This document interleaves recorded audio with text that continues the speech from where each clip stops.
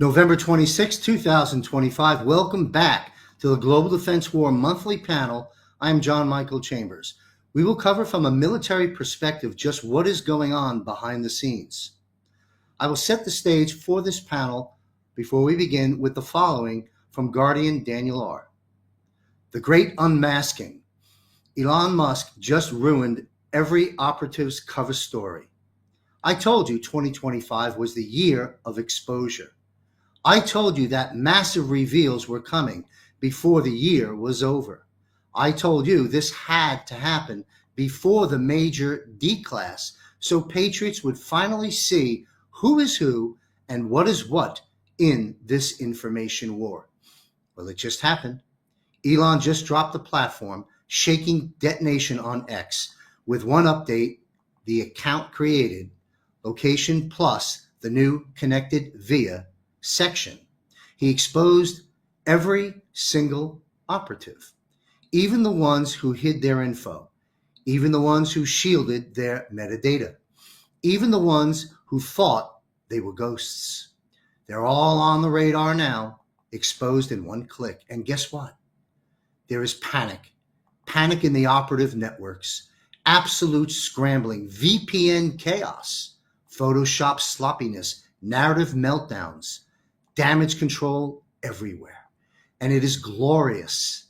The masks are almost gone. The shadows evaporated. The accounts pretending to be patriots, MAGA, veterans, truth tellers, digital soldiers, moms from Arkansas, or blue-collar Americans are suddenly showing foreign origins, intelligence-aligned data points, and connections that none of them wanted public. The veil is lifting. The network is shaking. The exposure is real, and it's still not over. More to come before the year's ends. So welcome to the final drill of 2025, the year the light hit everything. And this is just the beginning. Now, our esteemed panel today consists of 5 wartime correspondents, retired Lieutenant Colonel Ricardo Bosi, former Australian Army Special Forces, retired Colonel Delta Forces Chuck Sellers. We have some tech issues. He should be joining us. Michael Jaco, retired veteran Navy SEAL, dedicated a total of over 35 years serving the U.S. government in high-risk environments. Retired Army Derek Johnson, an expert, in my opinion, on tabulating and covering the Commander-in-Chief Donald J. Trump's laws, orders, and current events. Canadian military fighter Brad Wasney is on the panel today, and we're glad to have Brad back with us today.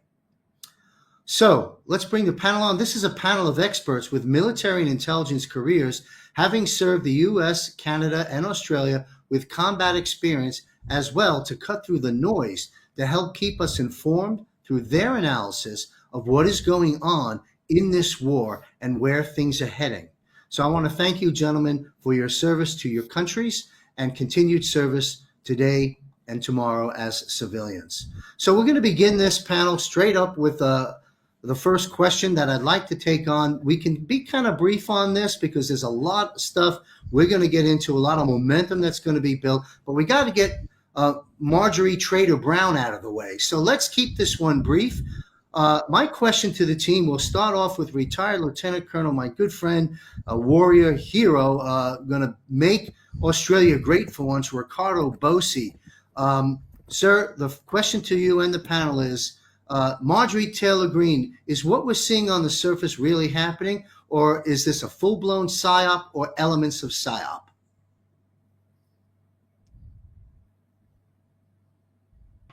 Thanks.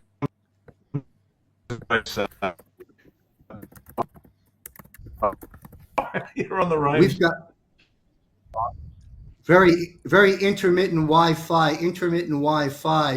I'm not quite sure what adjustments could be made, but I'll pipe down and we'll begin with Ricardo. Okay, the only thing I can say very quickly is check fire. This is a stage of the operation where you've seen the Spider-Man meme where all the Spider-Mans are pointing guns at each other. They're all happening now. You don't know who's who in the zoo. So it's old advice, but it's sage advice. Just wait 72 hours and understand within wheels. And I'm not saying she's straight. I'm not saying she's bent. All I'm saying is just check fire and watch closely. Solid analysis. Thank you, sir. Let's move on to Michael Jaco. Hi, Mike. Good to see you. What say you on Marjorie Taylor, Trader, Brown, Green, whatever you'd like to call Marjorie these days? Well, Trump really goes after him when they get out of line, doesn't he? Called her traitor. So she is, I think so. She's going to leave Congress on the 5th of January next year. That's 2 days after she gets her lifetime retirement. She only has to be there 5 years. All of us, had to do at least 20. These Congress people, they do 5 years. At 62, they get retirement for the rest of their lives. So why not leave now? So that's suspect to me. Also, what's very suspect to me is she came in with $700,000 in earnings, and right now she's worth 25 to 27 million. All right, so there's obviously, like we've seen with a lot of these Congress people, some shady deals going on the backside. Insider trading, whatever it is. I think we're going to find out some very, very nasty things on her. So we'll find out. Yep, great points to be raised, and that one issue, Mike, cannot be ignored. How does one go from 750 to 20-something million in a matter of a few short years? I'll sign up for that program, providing it's legitimate. Same question to the panel. We'll go over to Derek Johnson. Well, it's what Republicans, conservatives got on board with President Trump when they started yelling, "Drain that swamp." 45-47 is an operation. So everything that happens in it is a part of that plan and that strategic plan and operation. So I try to tell people over and over, put brackets around that. It's not going to end after 47 as far as all our hoorays and all of our hoorahs, but you got to put brackets around it, everything there. And then like Jaco just said, she told on herself. So it's a classic. I know some people don't like game theory, but it had to be done this way. So they're telling on themselves without saying, this is what I did. She specifically said in her recent interview that she had someone making those trades for her. They were pretty doggone good, $3.2 million. It's pretty good person there. So it's all insider information. And that's the first thing President Trump went after. Was all the deep state, how they make their money, follow the money. Well, they followed it, and we found it, and now it's exposure time. And every one of us for the past 3.5 years on this panel, together and separately, have told everybody, don't be surprised. There's going to be a lot more people who look like you, talk like you, walk like you, act like you, that were not doing what they were supposed to be doing behind the scenes. Yep, well said. It reminds me of Martha Stewart, when you invoke insider trading type stuff, and look what a difference a day makes, I guess, or position in or out of government. Brad, please take this on as well. Yeah, honored to be here with all of you fine men. And Rick, we didn't get a chance to say hello when you came on before we started, so great to see you again, and hope all's well with the family. And one key point, I didn't do combat duty when I was a Canadian infantry soldier, but I will tell you, if I had the MTG plan, I might want to sign up to that. They didn't pay us for 10 months, but we still had to serve and call up and go out and march and do our field training exercise and do our deployments. But one thing people really might want to consider is Donnie Brasco. And that was a fantastic movie. And back in the day, played by Johnny Depp. I think he did a great role in that character. What if MTG is a Donnie Brasco, right? Which we just saw a week ago from today, that we had Elon sitting right beside President Trump. We've got that beautiful selfie with one of the most beautiful women on the planet, Melania, First Lady of the United States. And just a few short months ago, people are railing at Elon for leaving and calling Trump Queen Island. So it very well could be that it is a Donnie Brasco. Yeah, well, big question mark and a lot of speculation, and we'll see how it plays out, like everything else. And to our audience and certainly our panel, pardon me, I've got congestion passing through my system, but the show goes on. I'll do the very best I can to control any disruptions. Let's take on another subject. Comey, Letitia, Epstein, Clintons, and now senators defying orders. Tina Peters' corrupt Colorado system.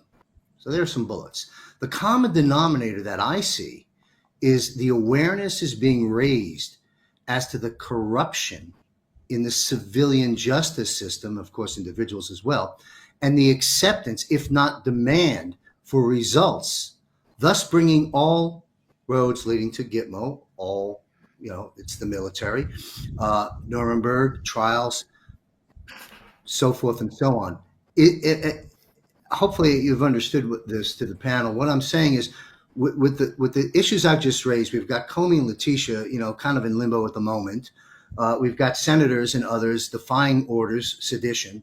We've got Tina Peters, off the charts corruption in Colorado, and a lot of dialogue taking place. We're going to jump a little further into that later. When you look at these issues and things of that nature that are unfolding right now as we speak, that aren't tasting good in the Patriots' mouth, if you will, is this part of the plan to some extent to raise the awareness that the civilian system of justice is beyond repair and that all roads will lead to Gitmo, and raising the comfort level and acceptance from, as what Derek has branded, and it's all over the place, and we put it out mainly on this panel, the target audience. Ricardo Bossi, sir, please weigh in on this question. Yeah, you framed it well, John. Just remember what the strategic end state of this particular phase is. They need the people baying for blood. They need the people so profoundly beyond disappointment, just absolutely despairing for something useful to happen. And that's why you've got this constant a series of distractions. So people are looking left and right and left and right. And eventually they get tired of the distractions. Like most of us around the table, we watch it with sort of detached amusement. But eventually we say, come on, when is it going to happen? And so they're constantly holding something up and then dropping it, raising something else and dropping it. It's just the art of war, not necessarily Sun Tzu. A corporal or sergeant will do this out scrub. He'll throw a rock one way to get the bad guys looking one and then bolt. But there are so many levels to it. So it's got to be the polity, the judiciary, the bureaucracy, the constabulary, the military, the intelligence agencies, the media, academia, big business, big unions. You're going to keep seeing all of these frustrations, and people are saying, when? To be demanding action. And it's been necessarily slow. As we said before, the network is so deep and complex.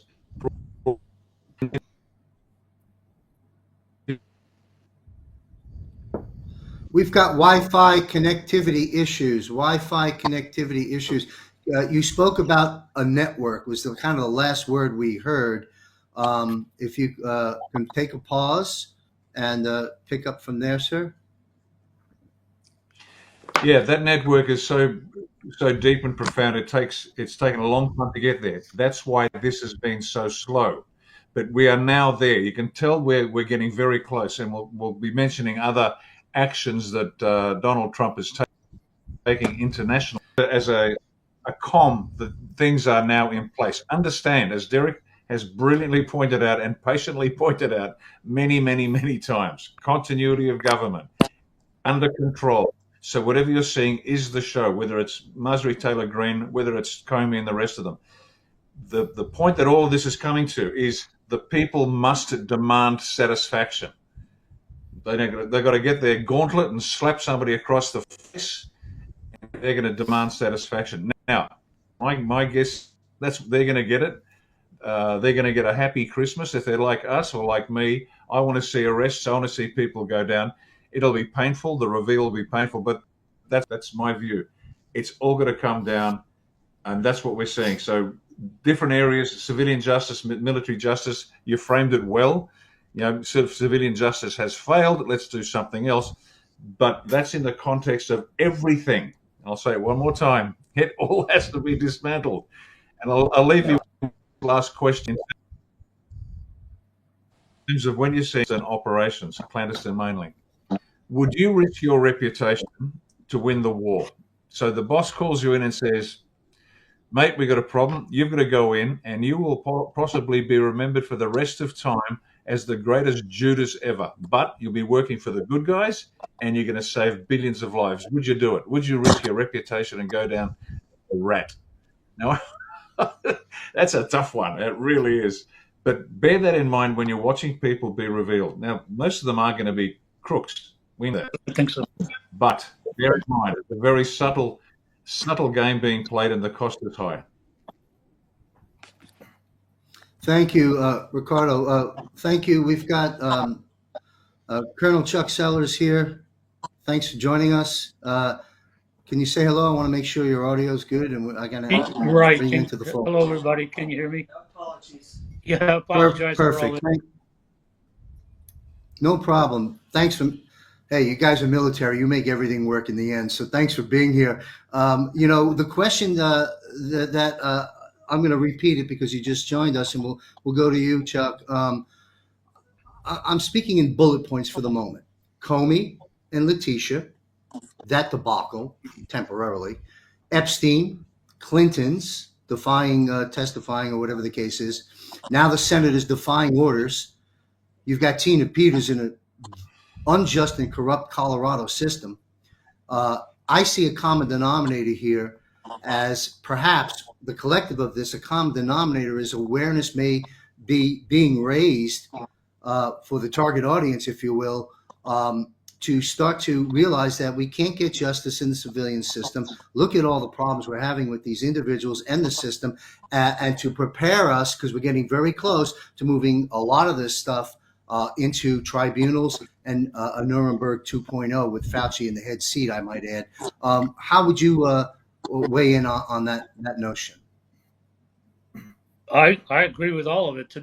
The research I was doing today in preparing for this, I mean, this was a new one on me. I had heard that this is right along the lines of what you're saying about the tribunals, right? And then I want to make another comment about these 6 idiots in Congress and the Senate that tried to pull that stuff. The thing that I heard today was that the Admiral Alvin Halsey, I had heard that he stepped down from the Southcom Command, in October sometime. I can't remember the exact date, but that came through other channels. I mean, I heard it from somewhere else, and I'm going, well, if he resigned, there's a reason he resigned. I'm sure it's going to come up as unsuitable or incompatible with leadership, and that's pretty much what I got as I was reading this stuff. Apparently, this guy got court-martialed and convicted last Thursday of his court-martial, convicted of treason. And it was an interesting case as I was reading it because he was ordered by Pete Hegseth is the way I read the laydown of the story. He was ordered by Pete Hegseth, SecWar, to attack and sink a drug boat that they had identified that on ground assets visually identified it and physically identified that drugs were being loaded onto this boat by armed individuals. The way the narrative goes on this thing is that Halsey refused the order from Hegseth to destroy the boat because he was not going to attack a target that had women and children on the boat for a pleasure cruise, as he called it. Well, as the thing unfolded in court in the tribunal, it was a tribunal at Gitmo. Admiral, I'm trying to remember, Jonathan. It's in there somewhere. Anyway, the tribunal commander was an admiral, and they brought in his command sergeant major. Remember, this guy was the man in Southcom, and his NCO, I see his senior enlisted guy. They brought him in to testify against him. Did you see that the admiral had seen the video evidence of what was going on to that boat, that target. He goes, yes, sir, I saw that evidence. He goes, did you ask the admiral? Are you going to do the order that the Sec War just gave you? And he goes, I'm not going to, because there's women and children. Sir, you just saw that. You saw the video, and they're armed men loading drugs onto a boat. Cocaine. I'm not going to do it. So he elected to not do it, and they arrested him. First he stepped down, which is okay, fine, and then they arrested him a few days later. So, but the question is, it brings into the whole question, because a lot of people have been bitching and moaning about what the Navy's doing out there in the Caribbean, sinking those boats and those submarines. This is not a new story. I was in Colombia. Mike you probably were in Colombia too. I was back in Colombia in '93, and they were using those submarines and the cigarette boats to run drugs along the Colombian coast. This is not a new story, peeps. It is not new. This is old tactics for them, and it's common knowledge. And so there's that line. You're going to interpret the order, and this is what I'm talking about, the Southcom commander. He's going to interpret that order. Is he going to actually look at the physical evidence of the intel that's telling him that he's okay, that he's within lawful orders to go ahead and hit that target? Or is he going to make a decision somehow or other that, no, I'm not going to risk I'm not going to risk it, because that could be an unlawful order. So now you get to really explore the fine lines that these guys are walking. And honestly, if they have the video, and again, this is all about evidence. Do you have the true intel, real intel that's real and can be verified, and act on it? And in this case, it looks like there was that evidence, and his command sergeant major verified it, and they took the correct action, I believe. Luckily for him, he didn't get the death penalty. So translate that into the actions of these 6 bozo, 2 senators and 4 representatives that decide to make that film. They're walking that fine line also. Now, the words that they used, they actually kind of said it. You don't have to follow, all you troops out there, you don't have to follow an illegal order. That is true as the ace of spades. We've known that ever since we were commissioned. Guys, every unit in the military gets trained on this stuff. They get trained on lawful orders, unlawful orders. It was in our minds the entire time, from the first time that you get commissioned, and you take your first salute. So there's nothing new about this. I think, especially I'm talking about these six politicians, and I mean that, politicians, all Democrat. They said correct words, I believe, in what they put out, but the intent is clear. And their intent was to obstruct, delay. Oh, but wait, isn't that the Democratic playbook? That is the resistance playbook against Trump. Delay, resist, obfuscate, all the way down the lines. They might have covered themselves on some of the wording of what they said, but their intent is clear, and they should all definitely be taken out of their positions. Thank you, sir. Wow. What comes to mind is, you've got the Commander-in-Chief, Donald Trump. You've got Secretary of War, Pete Hegseth. As I've learned from observing the world go round, and from this panel, particularly Derek Johnson, that this is laws and orders. This is everything the president and therefore orders given by him down to Hegseth are lawful, are constitutional. End of conversation. That's true. And John, Sorry. can I interject one Yeah. one thing? And if you think Mhm. you're correct, you're absolutely correct. The orders that Trump has given are lawful orders. There's no doubt. And let me tell you, those orders are not given without thorough review by the military judicial system. There is a lawyer standing over every one of us as commander, and that goes all the way to the very top. And so you're getting legal advice on all of this as it all unfolds. And that was true of me when I was a captain, when I was a colonel. Exactly true. My JAG was right there, just Yeah. the little angel on your shoulder saying, hey, you might be treading in some rough ground right here or not. You know what I'm saying? Mm-hmm. The system is You've raised some well great. established to handle these things. Yes.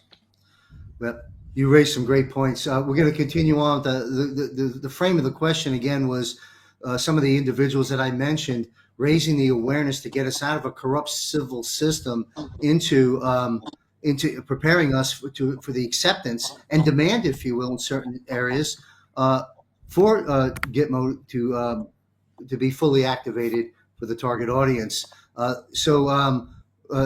Mike Jaco, sorry, I was so engaged in everything Chuck Sellers was sharing with us, I got thrown off my point. Great stuff you've raised there, and so damn important. Mike, you want to weigh in on this, please?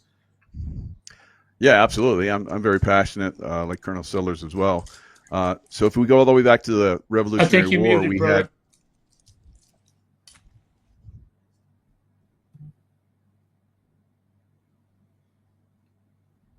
What was that? Am I muted? I think Mike was No. muted. I can see him talking.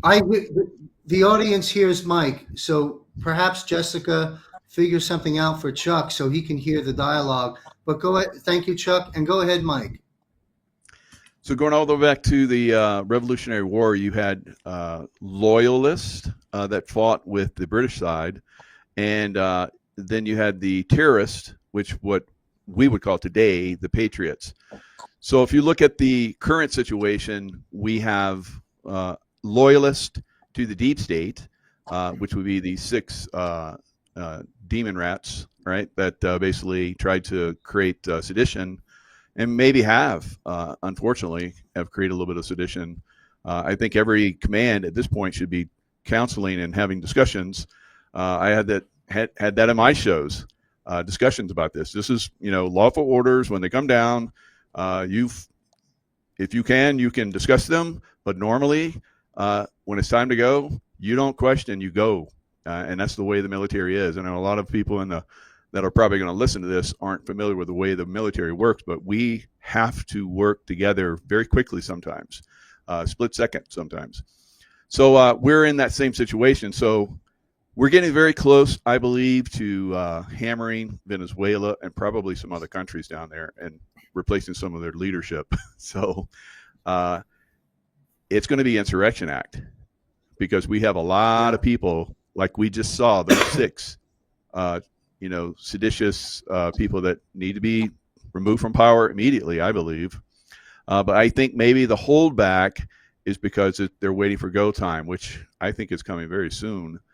Maybe this coming weekend would be my best guess. They're supposed to have a really nice weather pattern that comes down.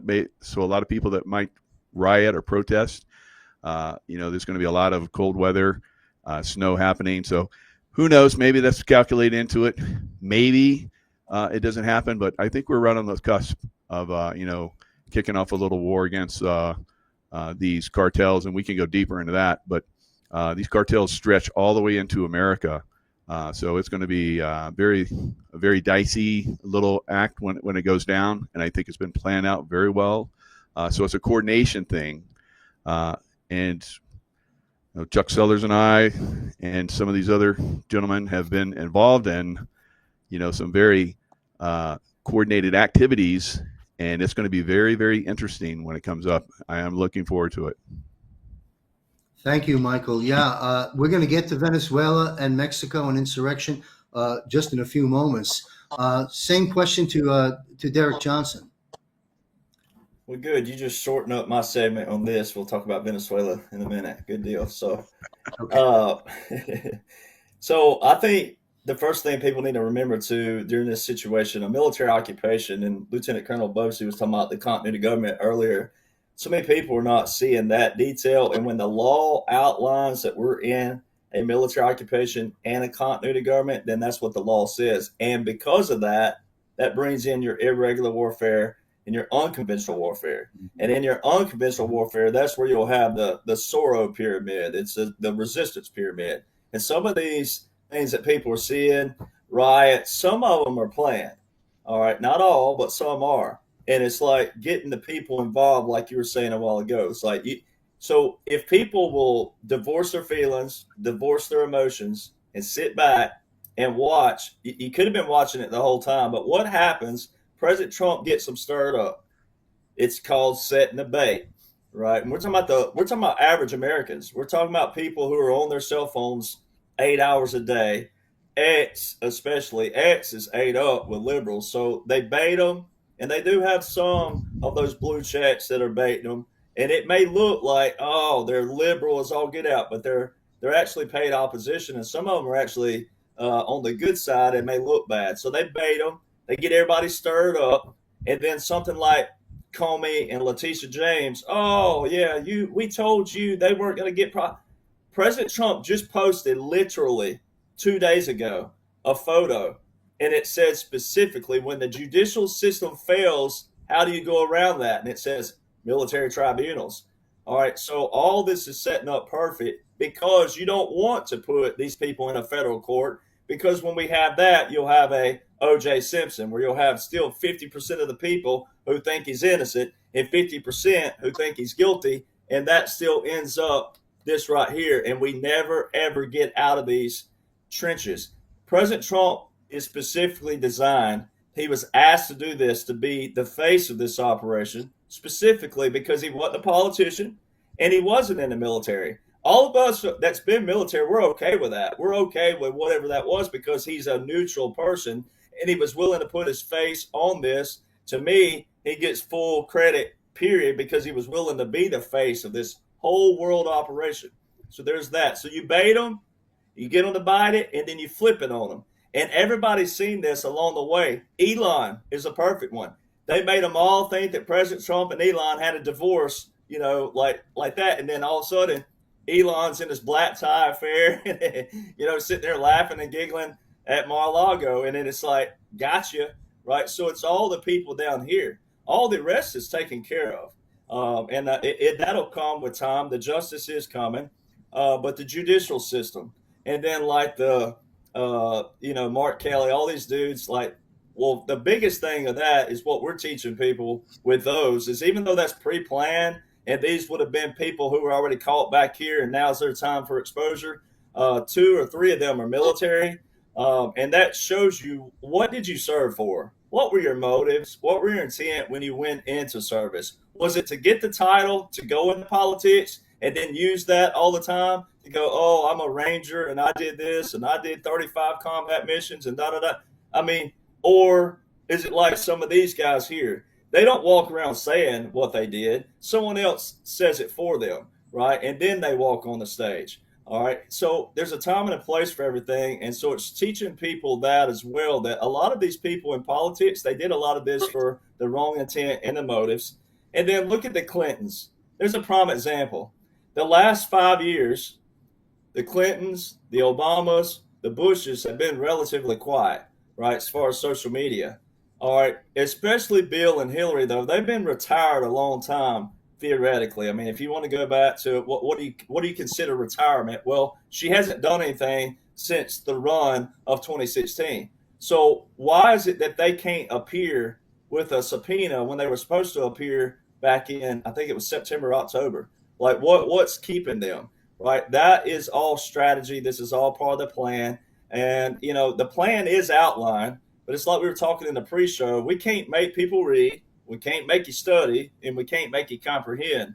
But it is a blueprint. There's a formula to it. And everything's leading down to the tribunals, and I think it's perfect. When I heard the news that was dropped, I'm like, okay. What I told my people, I hate to say my people because a lot of our people are the same people. But what I told my base, I said, if you think this is coincidence that President Trump just posted when the judicial system fails that you go to tribunals, and then the very next day, Comey and Letitia James' case was quote unquote dropped. If you think that's a coincidence, then I have a polar bear in Jamaica to sell you. Yeah, great stuff, Derek. Vision comes to my mind is a football field filled with those big kettle drums and kettle drummers. And what I hear is a thundering, right? That's what's happening with regards to President Trump's strategy that you just so well laid out. Brad, you want to take this on, please? Correct. Sure. I'll be in. Is that okay? Yeah. We got you. Good. Thank you. Yeah, just very brief.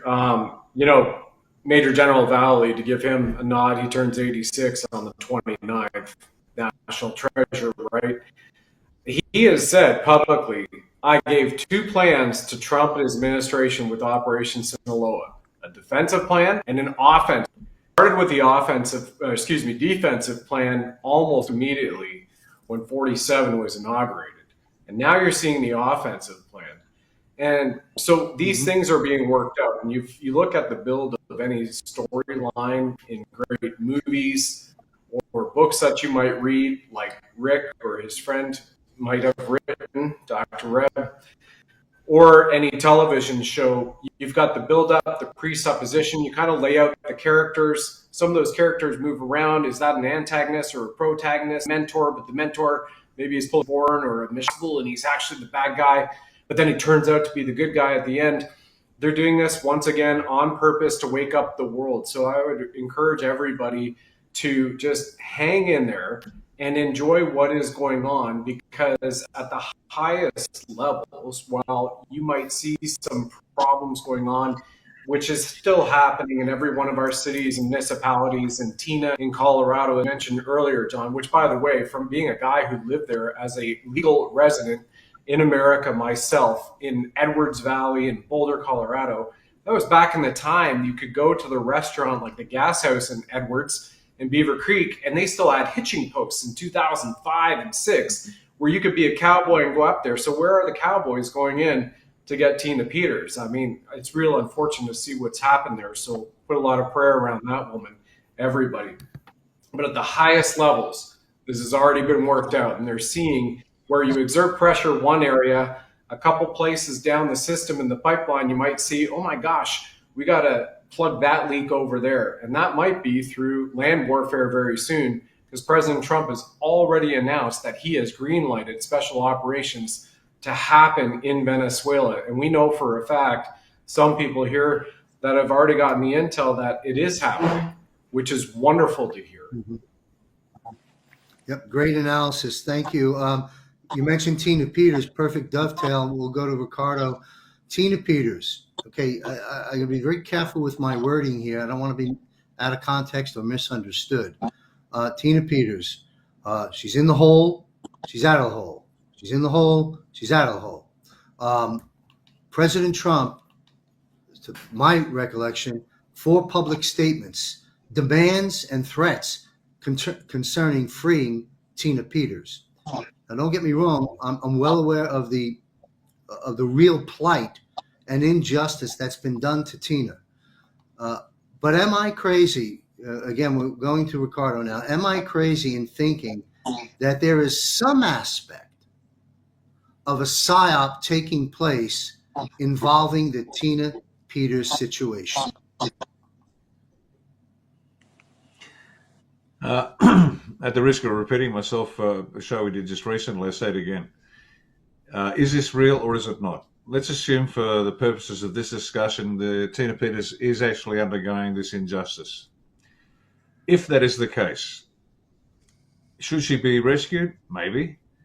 Should she be left in place? Maybe. It depends if there's a strategic advantage, being a significant strategic advantage to her enduring what she has to endure. And if that's the case, then so be it, because this is another way of tracking down the network and finding out whose phones are ringing, who's giving instructions to whom in relation to this. So when DJT makes let her go, let her go, let her go, that's going to cause some concern amongst the people involved. Phone calls are made, emails are sent, people are tracked.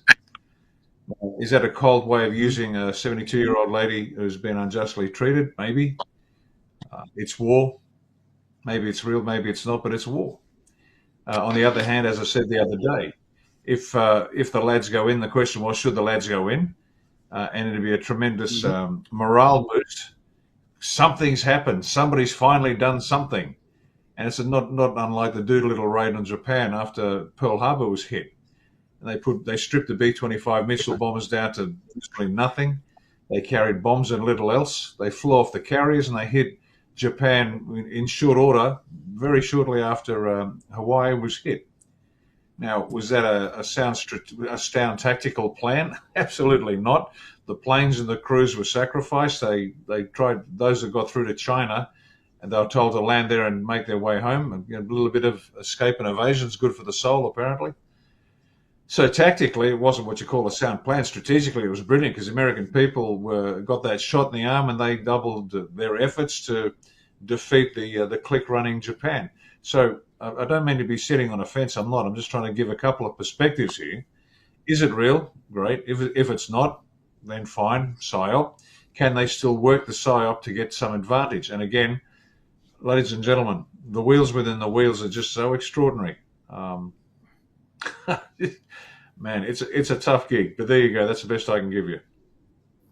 Thank you for taking on a sensitive and very difficult question. And I'll share this with everyone. I'm looking at my cell phone here. About a week ago, I asked Juan a question regarding freeing Tina.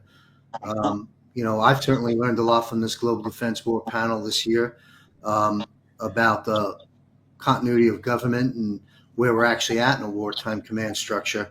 And so it was common sense to me to ask this question. And basically I asked Juan, couldn't the commander-in-chief just send the boys in there and take care of business and get Tina out if, in fact, this is occurring? And Juan's answer was 2 words. Actually, yes. And that was an encouraging answer. But same question to the rest of the panel. Colonel Chuck Sellers, please. Well, I mean, I think there's so many levels. So I agree with what Ricardo was saying.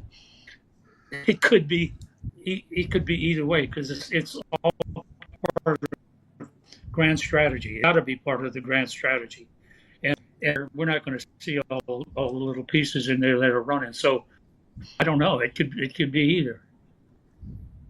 Yes, understood. I go with what Brad said. Regardless of what the circumstance is, there certainly is a circumstance.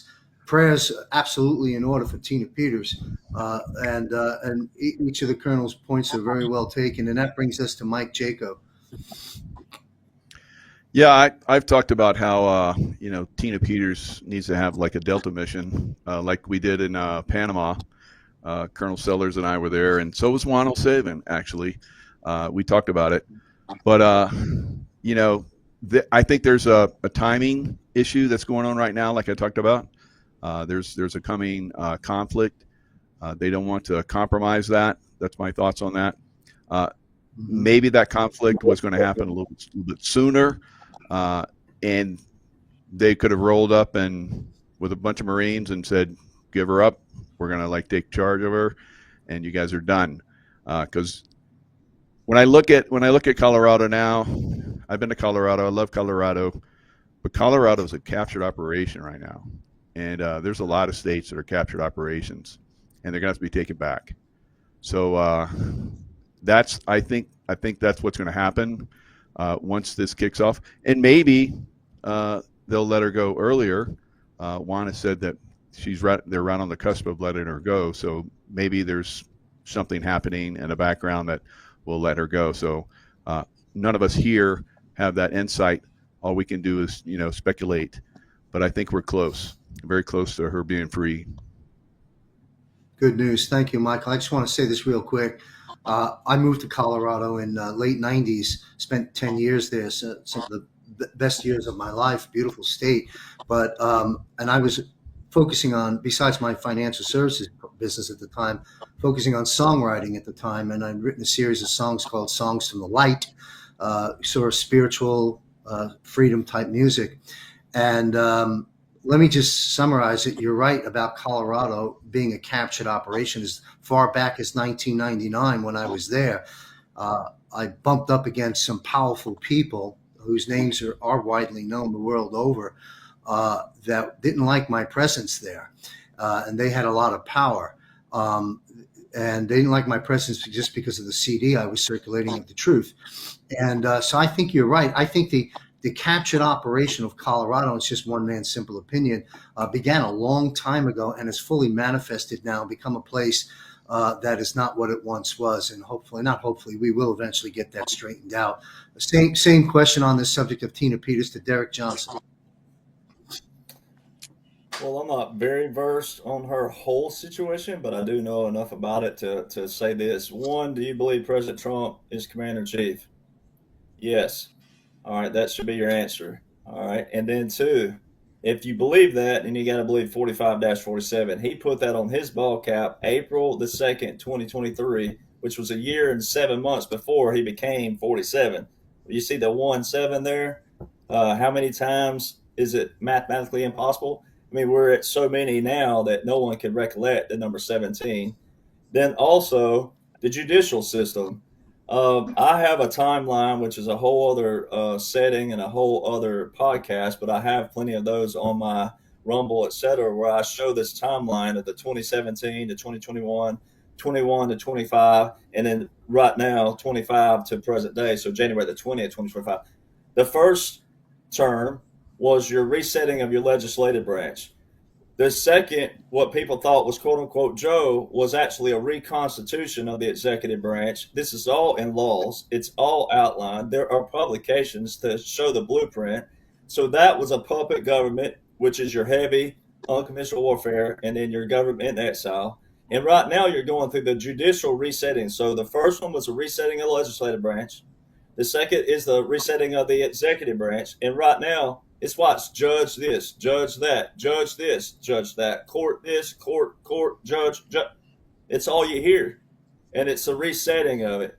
So I'm with Lieutenant Colonel with the double, and then also with Jaco on the other portion of that. Look, a military occupation means that there's a shield. It's like a golden dome. It's like a dome that the military is watching every aspect of it, but especially something that President Trump is commenting on. When he is engaged on it, that means he is well intact on what's going on. And like Jaco said, if they wanted them out, they could send. I'm not going to pick on branches here. We can't be doing that, but they could send what we would consider our lowest branch in there to get them out if we wanted to. But especially if the Marine Corps came up there or Delta Force, it'd be game over really, really quick. You probably will only need one of them. You send Jaco in there and look at him, and with his language and with him fully geared up, they would be on their knees. They would have dirty, wet, stinky socks in their mouth, and they wouldn't say a word, and then she'd be walked out there with dignity. But it's like I told people with J6. J6, you couldn't compromise the mission. It was already a pre-planned operation. So a lot of innocent people walked into a pre-planned situation. So therefore you couldn't give up your operation. You had to put them through the judicial system just like that. So it's like a Yellowstone quote. A lot of people love the show Yellowstone.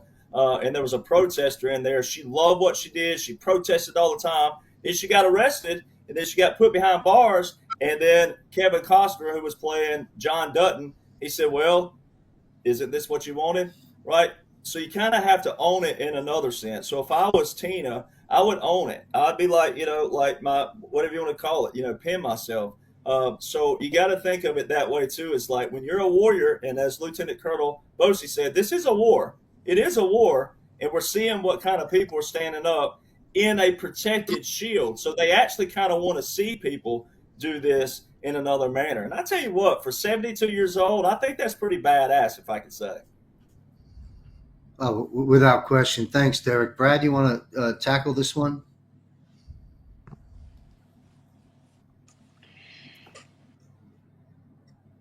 Brad Wozniak, can you hear us, Brad? I think I'm pretty good. Side of it, what we just yep, come through. You're loud and clear for me. All right. I think the through line, what we're all discussing here overall with Tina and the issues we've covered thus far, is that once again, once again, there are people that may not be exactly who they appear to be. And then there are others who are in these roles or actually in real life, going through these circumstances to see what other people react to, and patriots stand up and get them ready. And I'm going to use the phrase, wanting blood, because that is what is going to be the tipping point from a psychological aspect worldwide. When you're sitting here wanting blood, whether it's 400 ostriches with 1,000 bullets over the course of 9 hours being slaughtered or massacred in front of people who 2.5 years earlier, we just had horses trample, an indigenous clan mother and another man to death in Ottawa. We had 2 million people fried with LRADs, which Lieutenant Colonel Ricardo Bossi and his wife and chief of staff and 2 million Aussies, right? They've forgotten. And then we're still seeing all of this, 12,000 being arrested in the United Kingdom, most of them at jail, for some of them for memes they hadn't even sent on their phones yet, because the MI5 British security apparatus is reading everybody's mail also on their devices. So we need to have the world wanting blood, screaming blood for justice. That is what this is all about. 100% the good, bad, and the ugly. And when we're looking at Tina Peters, God rest her soul, she's still with us. But again, everybody, and for some reason, Goldberg lost her son, her husband. And either way that this goes, this should not have happened. It's still here. And so everybody has to stand up, speak out, and start chanting everywhere. Military tribunals, far beyond enough, because more innocent blood will be spilled, more lawfare will be brought against people. Pastor Artur Pawlowski today is facing another $165,000 fine for just being a pastor speaking out of service. Like, what is enough for people to take, right? What is enough to get them chanting for freaking justice everywhere, not on one incident on stolen elections at a federal level, or maybe in a state here, or municipality, and child trafficking and CPS. It is a freaking collective across everything. So we need to chant, we want blood, we want justice. We have criminals who are still trying to vaccinate people. Even in Colorado just this weekend, they wanted to COVID-19 vaccinate a woman for her job, and she said no, and they said, you will not be paid this week or come to work because of it. So now we have to take it up to the DOJ and the president at the White House, because that stuff is still not happening.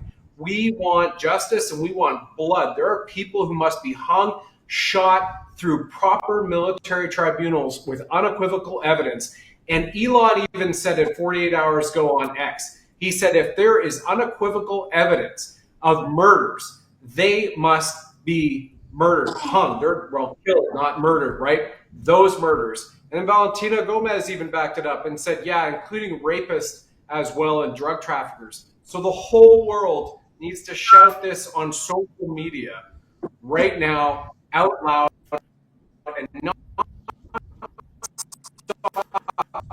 until we see what I believe is over 100 million people willingly converted, which causes death immediately, whether it's fentanyl or whether it's pharmaceuticals coming from China. On top of that, stolen elections, sedition, and treason. And in addition to that, funding, trafficking, and genocide.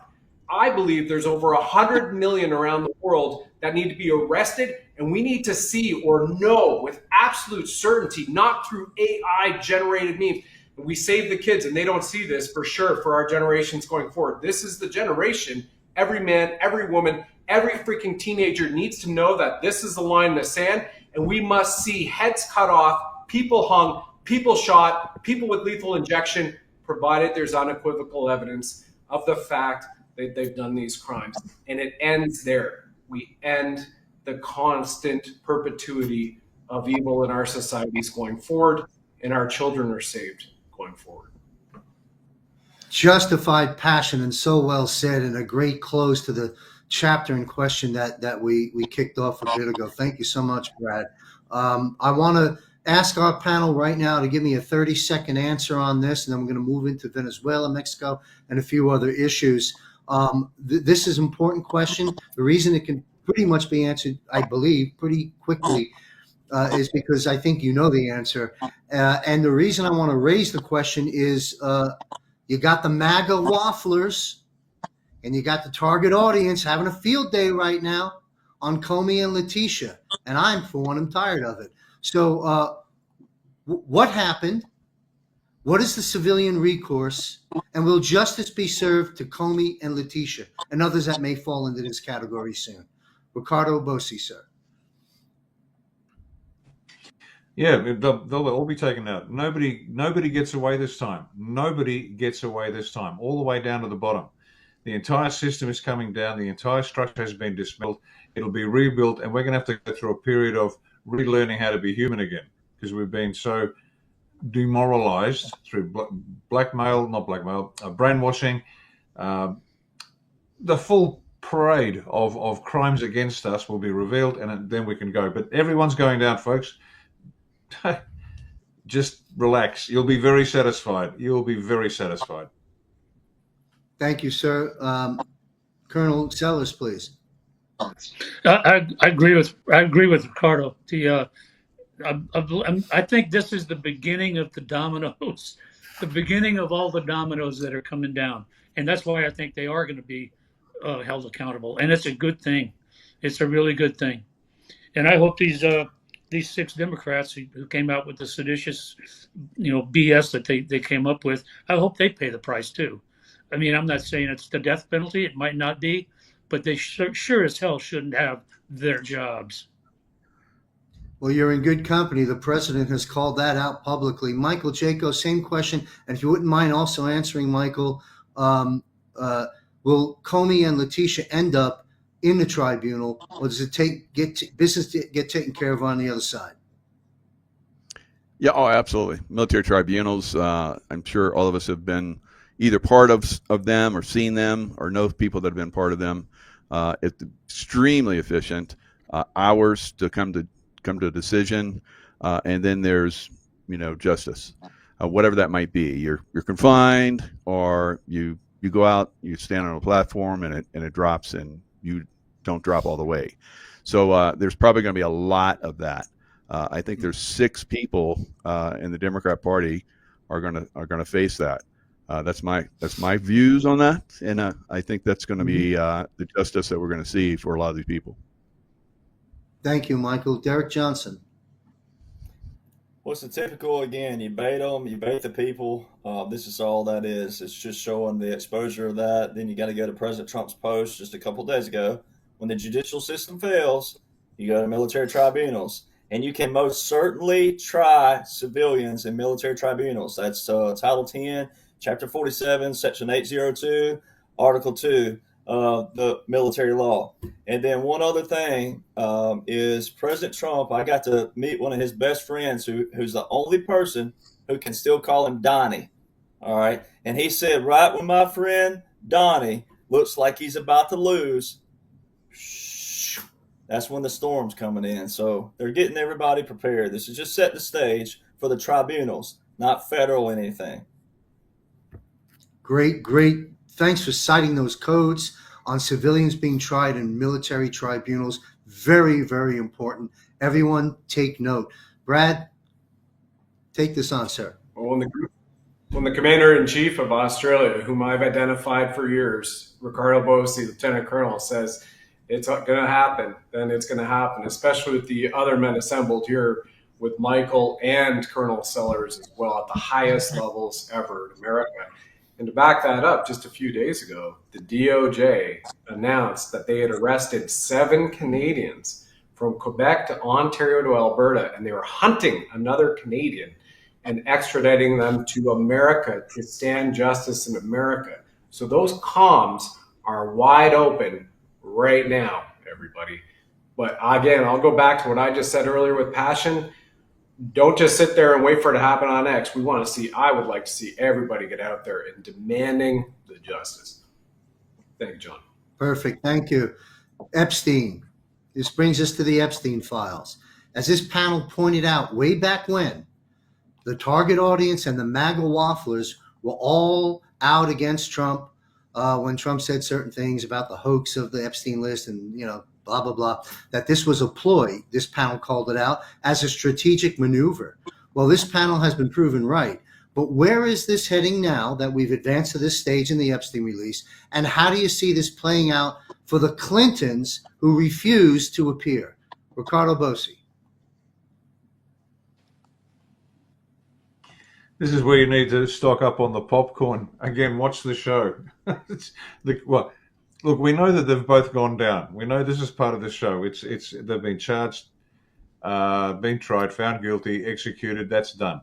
So what we're watching now is the slow reveal. So once again, remember, as Brad said, as a very successful screenwriter that he is, he knows how to tell a story. So that's the way you're going to see it. So it's just keeping everything alive, watching the Clintons go down, watching them be charged, watching everybody get charged, everybody go down. It's just watch it, folks. There's nothing to say and do other than demand justice. Keep demanding justice. They need, as Brad said, they need people calling out for it. But second guessing the actual actors on stage, you can do it if you want to. But have you ever had that girlfriend, you're sitting there watching a movie and she leans across and says, "But I thought that guy died last week. What happened to the other one? Oh, he's the one that, oh, okay." Let it go, folks. It's done. It's dusted. Just make sure you keep demanding justice. All right. Take note to the, what do we call the target audience? Take note. And the MAGA wafflers, take note. Or you're being exposed if you continue to turn on our commander-in-chief, our president, in this military operation. That brings us to Chuck Sellers, sir. Yeah, I mean, it's kind of, I think it's just going to all be pretty much by the numbers from now on. And what Ricardo was saying, I agree. Some of these people, it's to put the narrative at rest. So you get the crescendo, and then you have the trial or the tribunal, and now you have the denouement, and it's over. A lot of these people, I believe the Clintons have been gone for years. Not only them, there's others that have been gone for years, but someone still has to play their part because in the big charade, because everybody wasn't ready for the denouement. Right. So correct. That's coming. And it's going to be theater there also, but the only way we're ever going to get back sane as a race, I mean a human race, is to have the crescendo and a denouement on this whole damn story of the utter corruption of all of these fools, who played us for all of these years. We have to get to a better place, and you're going to have to go through the hard times to get there, Yes. Understood. Thank you, sir. Michael Jaco. So before President Trump left in 2020, they basically made sure they had all the evidence. We've just recently saw where they found a burn bag. That's so it's kind of like one of those things where, we found all this information. You guys didn't know that we had this. You thought you destroyed it all in the last 4 years, didn't you? And you're going to bring out this Epstein stuff and make us look bad. Oh, well, we have all this stuff on you. So we're starting to see people resign on the Yes. Democrat side. You're going to continue to see that. There's going to be unbelievable justice that's going to happen from this. We've heard that we have it all on them, and they're pretty much they're toast. That's what we're coming to. So it's going to be justice like you've never seen it before. Yes, the popcorn is going to be quite tasty, and we've all been enjoying it for quite some time, but it's going to get even better going forward. Yes, Larry Summers comes to mind when you talk about people stepping aside because we got them in the burn bag, if you want to use that not only expression but fact. Great stuff, Derek Johnson. I'd like to also add really quick before I get on the actual subject that keep in mind to the target audience out there, keep in mind that every one of these gentlemen right here, so Colonel Sellers was one step away from a general. We have a lieutenant colonel and a chief here. They all know many generals and admirals. So keep that in mind as well. So I just want everybody to remember that, the high level of respect that all these gentlemen command.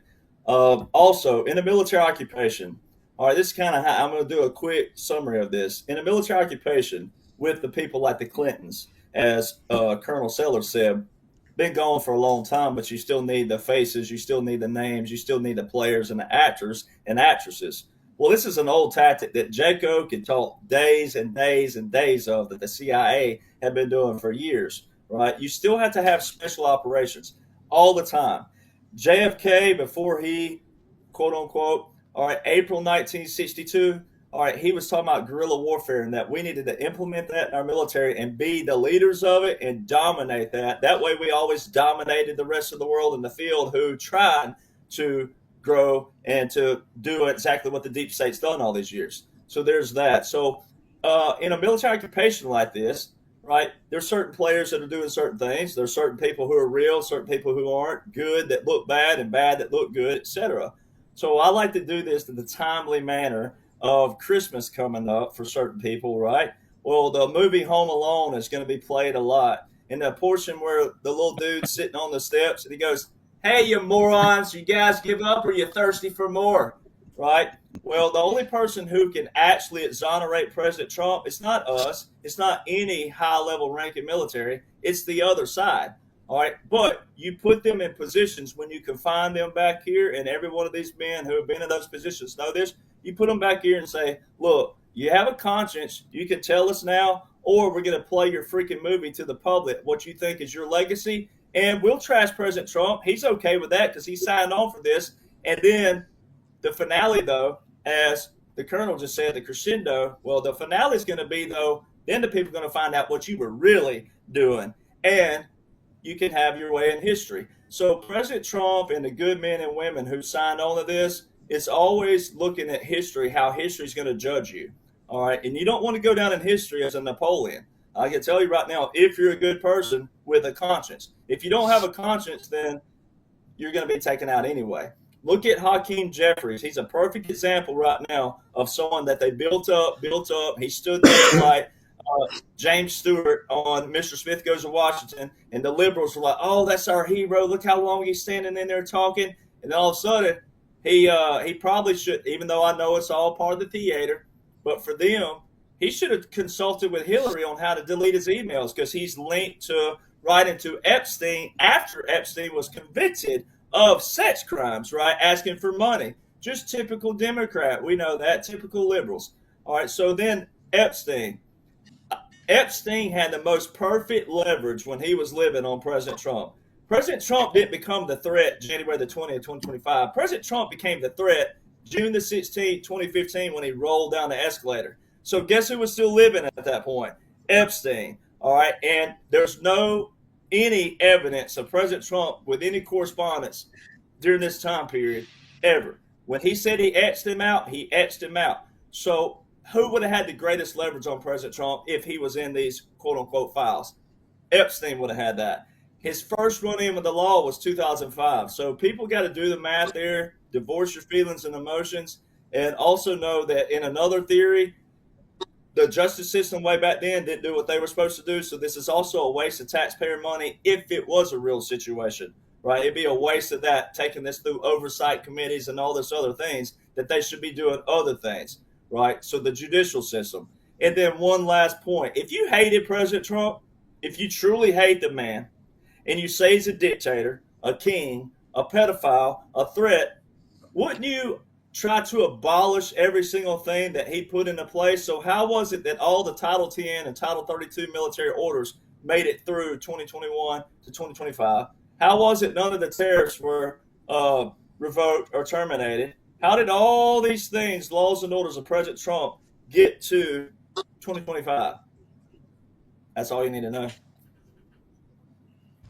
Thank you, Derek. You know, I want to make a quick comment before we take this question to Brad.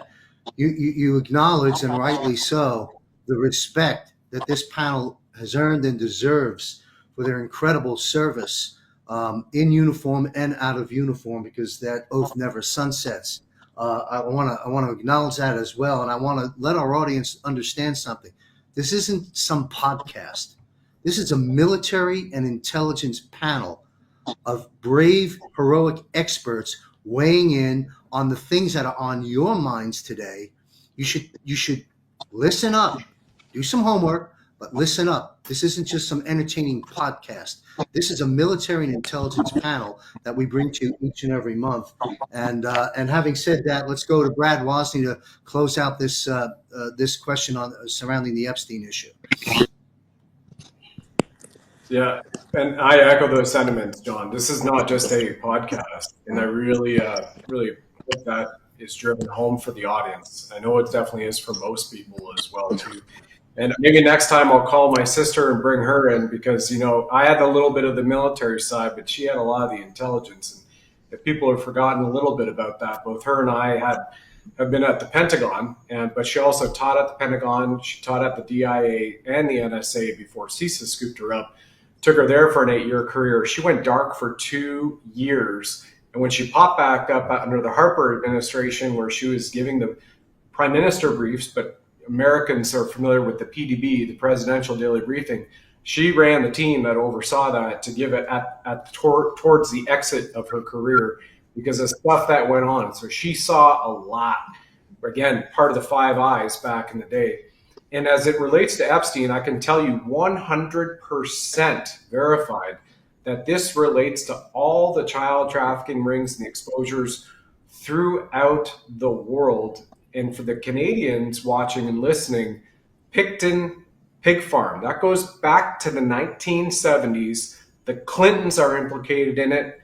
Trudeau's, both of them, Trudeau #1, before Justine Trudeau, Castro's potentially daughter, who became a man, who became the guy who invoked the Emergencies Act, just like his au pair, Pierre, did on Canadians. It goes directly to that. I 100% verify that, and that is direct from me, direct from the individual that can confirm this at the administration right now. So this is being unveiled very quickly. It will roll out, rather. It's been unveiled, just a few drips, but will roll out extremely quickly. And some of the names that are on that list that I saw, but I was asked not to share, will blow everybody away at the target audience levels. And these names, I encourage you to get ready for stuff that will shock you, which will go back generations even. And I'm not even talking about entertainment and movies and actors and producers, whatnot. I'm talking at any level of your institutions, whether it's education to documentary. Yes, we know politics and business people will blow you away to where the entire world, if they're not chanting for justice, they will be screaming for it, and they will go out on their own and they will want to take those people out themselves, from some of the names that are on that list that I have been asked and promised not to reveal. And wow. Only a few. I don't know. I don't want to pretend like I know it all. I don't. I'm talking about a few just in Canada and a couple in the States that I was shown. Thank you, Brad. To one of my producers, two producers pulling the show off right now. To Sandy, let's have a follow-up with Brad after post-show here regarding his sister as well. Thank you, Brad. Very important. All right, so we've got one or two more subjects to take on. Now we arrive at Venezuela. Patrick Byrne, who I've met several times, had the privilege and opportunity to support and help him in the early days with Flynn's organizations in Sarasota area of Florida, as well as interviewing him back in the days at American Media Periscope.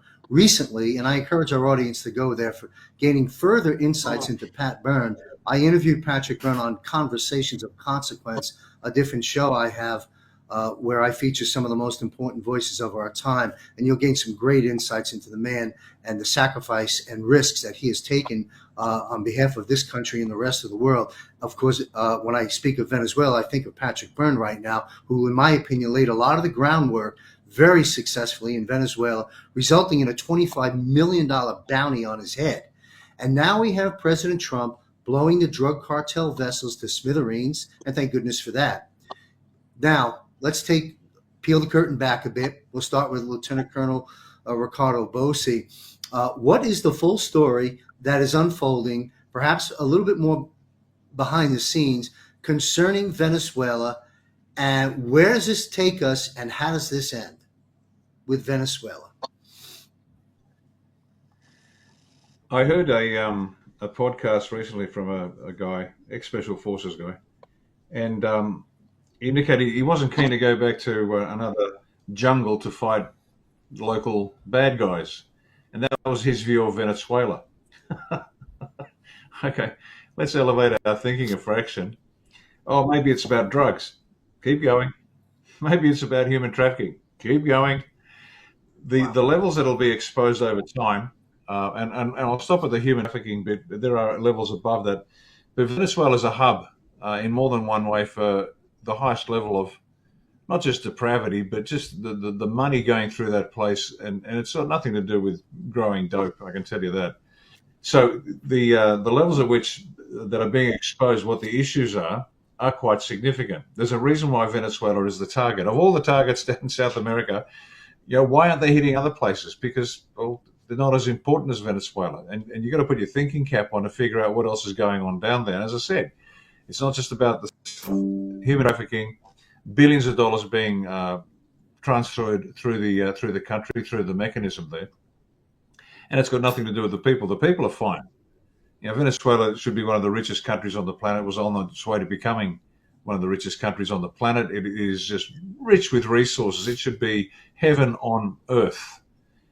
The communists got in, but again, this is not about communism. Communism is a control mechanism. It's not, to each their need and to each their ability. It's got nothing to do with that. It's a control mechanism. We know that. They got in, destroyed the joint, and turned it into a very serious hub. It's almost second to, this is a big call, and I'm probably wrong, and I'll get shouted down, but it's probably second to Ukraine in terms of its importance to global movement of all things bad. And that'll give you an insight into what's going on down there. It's not quite, but it's probably an overstatement. But just so people are aware, this is just more than, I don't want to shoot drug boats because there are women and children in the boat. It's much, much bigger than that. When that goes down, watch the rest of Southcom fall into line. Wow, thank you, sir. Lieutenant Colonel Colonel Sellers. Yeah, I agree with Ricardo. All of if you go back and you take a big picture of South America and all of the bad things that happen in South America, a lot of drug-related smuggling, human trafficking, all of that. The one of the commonalities there is that a lot of those roads lead right into Venezuela, and I read some pretty horrific articles just in the last few days, because we're always talking about drugs coming out of Venezuela, but the child trafficking is apparently horrendous down there.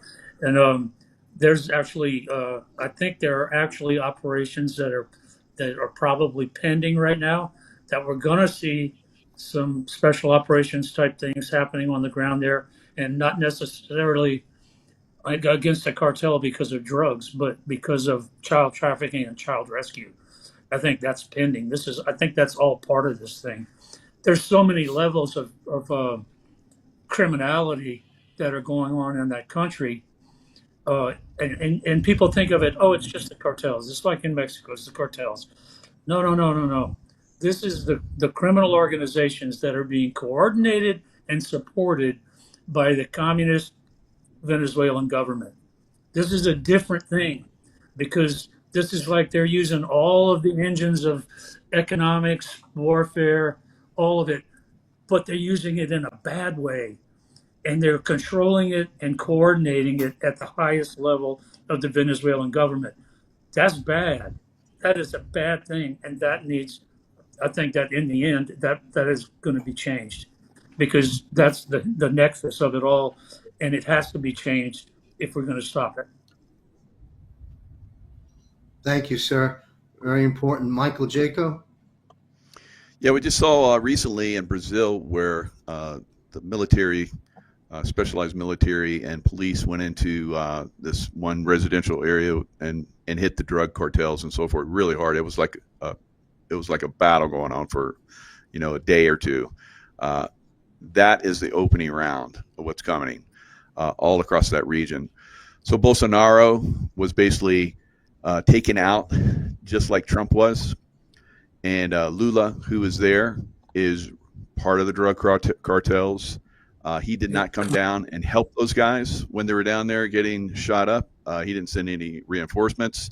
So that's an indicator also of what we're going to see in American cities with some of these mayors and governors that are also part of the drug cartels and so forth. So it's a big operation.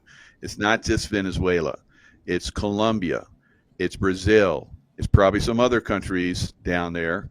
And, of course, Mexico and America. So we have a lot of stuff that's going down. I think it's going to be a lot of people are going to be involved in this. We may see the Aussies come in and help out. We may see, some of the other countries come in and help out. But it's going to be pretty significant. There's going to be a lot of people going down. But, we're the best military in the world still, and we can do a lot of stuff. We can do a lot of stuff very quickly, and a lot of people are going to find out really soon. Thank you. Excellent. Derek Johnson? I'm glad this is not a 30-second segment, so I'll start with that. So law enforcement, what's funny is the liberals, I'll start out with something humorous. The liberals and Democrats, they're all talking about that this is law enforcement's jurisdiction. I'm like, that right there should show you, if you're in the civilian sector, the target audience, to never trust a Democrat or a liberal ever again. Because since when does the Caribbean Sea, Venezuela, when is that law enforcement? Our law enforcement, our regular law enforcement. So that's the humorous portion. The other portion that's also kind of humorous for Democrats to show you that they don't know what they're talking about is the executive order with the national emergency put into place for Venezuela was Obama. Executive Order 13692, and it's still active to this day. So that's one of those that they were going to leave open, drag out for 30, 40 years, call that diplomacy, and make their residuals because they're all cut in on every aspect of trafficking. Now, the drug trafficking portion is what funds a lot of the child and sex trafficking. So that's why it's important to take note on the vessels. That's not the whole operation. That's just stuff they're giving people to let you know what region we're working in right now. It was this panel in April, specifically, Brad, that Brad and I talked about this the other day. This panel in April when General Vallely was on and he talked about his two-part plan with the special operations. He said this in April, ladies and gentlemen. Now you're seeing that take place to the full extent. The special operators, he specifically said we have special operations on the ground, ready to roll in Mexico, Central, South America, etc. All right, really quick in that 692, it's quite humorous that there's a senator or a congresswoman out there that said President Trump didn't have the authority to invoke the International Economic Emergency Powers Act. Well, even if he didn't do that and didn't ever do that, it's already invoked in that 13692. So see, anytime that the law was passed over to a new president, it was still open if they kept it open. So that's why no one can say any of this is against the law because, hey, all these things have been in law long before 2017. And this executive order specifically was 2015. So it's open, so President Trump would have a field day with it anyways. The other thing that President Trump, one key note, as Jaco just said about our military, we're badass. We can handle a lot of things. But one key note that President Trump said a long time ago was the word decimation. All right, we're going to obliterate you, decimate you. This isn't some operations where they're just going to go in and just tackle a few cartels, etc. This whole thing, the whole capitulation and all these nations that capitulated to President Trump, the 45-47, is gearing up for all these operations. It will be complete obliteration. Also, what you just saw launched in the news, for a lot of people thought this was new, the Operation Southern Spear for Venezuela. No. This is the second phase of it. The first phase was back here, April the 1st, 2020, the enhanced counter-narcotics operation on April the 1st that Southern Command launched with 22 joint partners. And as Jaco just said, it's multiple countries down there. This is not just Venezuela. And it tells you in the Southern Command article that even a portion, 50% of those 22 joint partners, a lot of the operations are coming out of there, meaning like that their own nations are also experiencing every aspect of what we're operating with, and the boots on the ground down there, etc. Then you got to go to also the transnational organizations. President Trump just labeled a Muslim group a transnational organization just in the last day or two. All right, well, this also ties in to Executive Order 13773 from 2017. So there's an executive order that made it all through 21 to 25 that Biden, Obama, whoever you want to think out there, even though I know it's all occupational, but for the target audience that hadn't wrapped your mind around that, how did that executive order make it through? It is the specific order that is on the Department of Justice website for the transnational organizations. All right, it overrides what President Reagan had put into place. And then President Trump just posted today, he's not posting a whole lot right now, by the way. He just posted today, though, about census rigging, about the Democrats. This is how they rigged it. So this also ties in the Smartmatic and Dominion systems that were running out of Venezuela as well. See, that's where it all ties into. And he's being told, all the low-level hanging fruit liberals, Democrats think that he's rigging the system. No, we're taking back what's ours and what was rigged this whole time, because there's no such thing as a swing state or a battleground state. That is their cheating. They put it right in front of everybody. So in December 2020, after November, as Jaco alluded to earlier, we have it all. We caught them all. Well, it's that old saying, we're going to let the rope out. Well, if you give them enough rope, they'll hang themselves. So he said that in November. December, President Trump, December the 14th specifically, he filed via the United States Supreme Court, via the state of Texas, a state he's never lived in or has property in that I know of. He filed via 7 swing states of 2020. Never before in history have the same battleground states been the battleground states to the next election. That shows you this is an operation.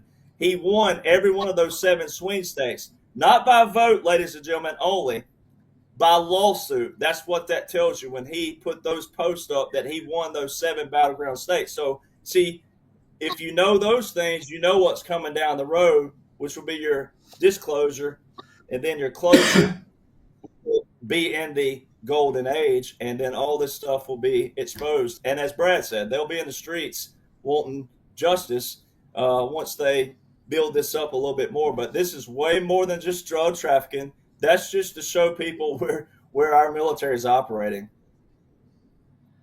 Excellent analysis. Great information. Thank you so much, Derek. And I've taken a few notes for next month's panel. We're going to jump into the Islamic mess and the changes that are taking place. We're going to delve into that deeply next episode, and we're going to delve deeply into 2020. It ain't over yet, as Juan O'Savin reminds us, and how important that is. We're going to jump into these issues as well as the null and void presidencies that may go all the way back to George Herbert Walker Bush. We're going to jump into all of that next episode. Great stuff, Derek Johnson. Closing that question out with Brad Wosny. Then we're on the final run of the show here. We'll wrap up shortly after this.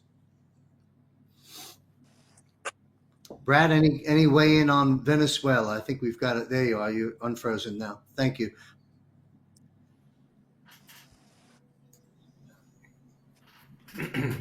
Sorry about that, John. What was the question again? It was breaking up on my. No problem. We're kind of you're very good at bookending it, since you've been the last guy in the question panel. Bookend, if you will, your views of Venezuela. More than just blowing the ships out of the water. The panel has weighed in on that. Any additional comments or feedback regarding Venezuela? Well, most certainly. So this is the antithesis of what's representative in every freaking country around the world, which considers itself a first world country. And you can start first and foremost with the immigrant invasion.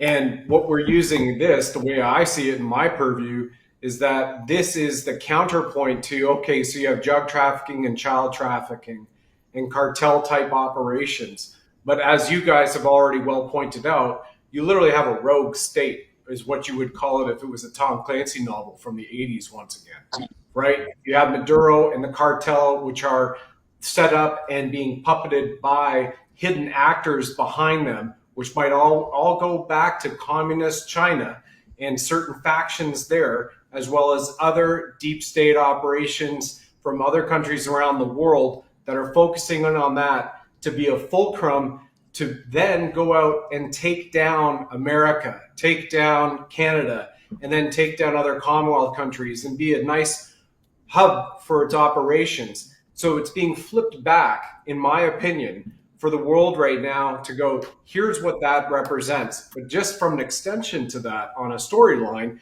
that's happening in your Denver, Colorado, and other municipalities, your Seattle, your New York City with Mandami. I mean, my goodness, right? I've been at ground zero during rescue efforts going on. I've seen and had clients in the World Trade Center towers, and even in Building 7 with the CIO on BlackBerry email to me while I'm in Waterloo saying we have to evacuate. And oh my gosh, a plane wing hit our building and it dropped.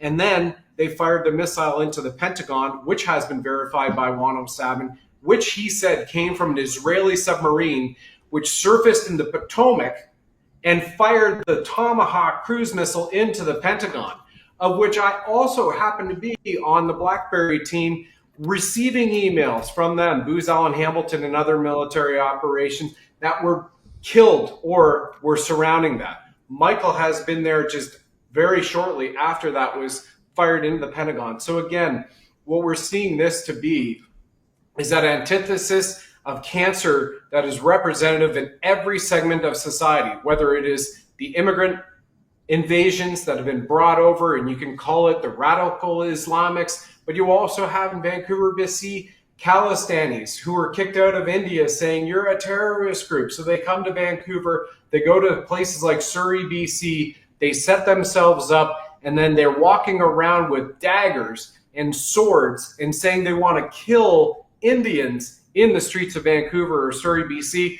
and that's okay and that's fine. So this is a part for us to focus on right now, all of the patriots to go, what's happening in Venezuela and the way that President Trump and the White Hat Alliance are handling that and have carrier strike groups on both sides, choke points in the Pacific and the Atlantic, and taking them out and halting the operations, taking back the Panama Canal. So now you have the real southern border from Panama all the way up to Greenland over here, to Alaska over here, and that beautiful Monroe Doctrine going Western Hemisphere protected. But in order to do that, it also requires the participation by every American and every Canadian and every Venezuelan who wants freedom, who wants liberty, every South American, every Brit, every German, every Aussie, every Kiwi, every Tassie, you name it, to say what's happening there. This needs to root out the evil. We need that to happen in my town, my municipality, my territory, my province, my state. That's what I want. And that, from my perspective, is exactly why we're putting more focus on that while other operations are happening on the sidelines, which don't make the headlines for good reason. Does that make sense? Yeah, brilliant stuff. Thank you, Brad. So we can see, folks, there's more to Venezuela than meets the eye. This will be one of those 60 to 30 second answers on this next question. Then we're going to wind the show down with some important dialogue that we're going to spend some time on. Let's talk about Mexico. Going to retired Lieutenant Colonel Ricardo Bossi. Uprising in Mexico is of recent. Any brief comments on what's taking place in Mexico that is noteworthy to put on the record? No, I've got nothing on Mexico. Sorry, John. No problem. Thank you, sir. Colonel Sellis, please. I just the thing that struck me was I think President Trump just in the last few days, I believe I remember him saying it is he was I think he was talking to the press. Somebody asked him a question about it, and he goes, "Yeah, if I needed to take out some cartels in Mexico, I would send military in to do that. Yeah, I would." That answered everything for Mhm. me. They are on the target list, and I think this has got to be a wake up call for the cartels in general because they're not playing softball anymore. I mean, we are not playing softball anymore, Right. and all of these guys are on the target list, and all they have to do is look, see who's disappearing, and where they're going, and all this. And you know, you're on the list too. It's coming. Thank you, sir. Mike? Yeah, like Brad said, the people are ready to rise up. They want blood, and so they're going to get it. And so revolution coming from Mexico, and we're going to help that out. We're going to like hit the cartels. We're like President Trump said, yeah, maybe we need to bomb them. And so the press, of course, went all crazy with that. But that's coming. Now they've already practiced in Mexico to come across our border, and they were just doing that recently. So. It's going back and forth. It's gearing up. It's getting ready to launch. It'll be interesting when it happens.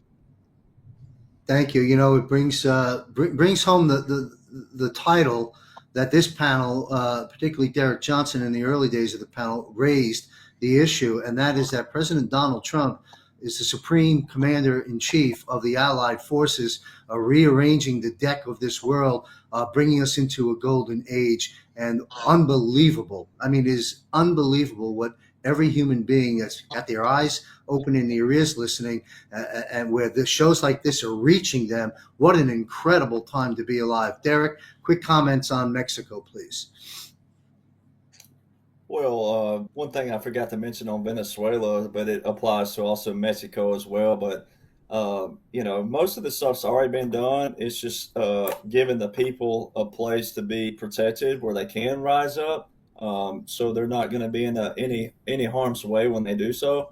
But special operations, I've got records as the last like 6 months, really really thick. Special operations aircraft in and out of Mexico.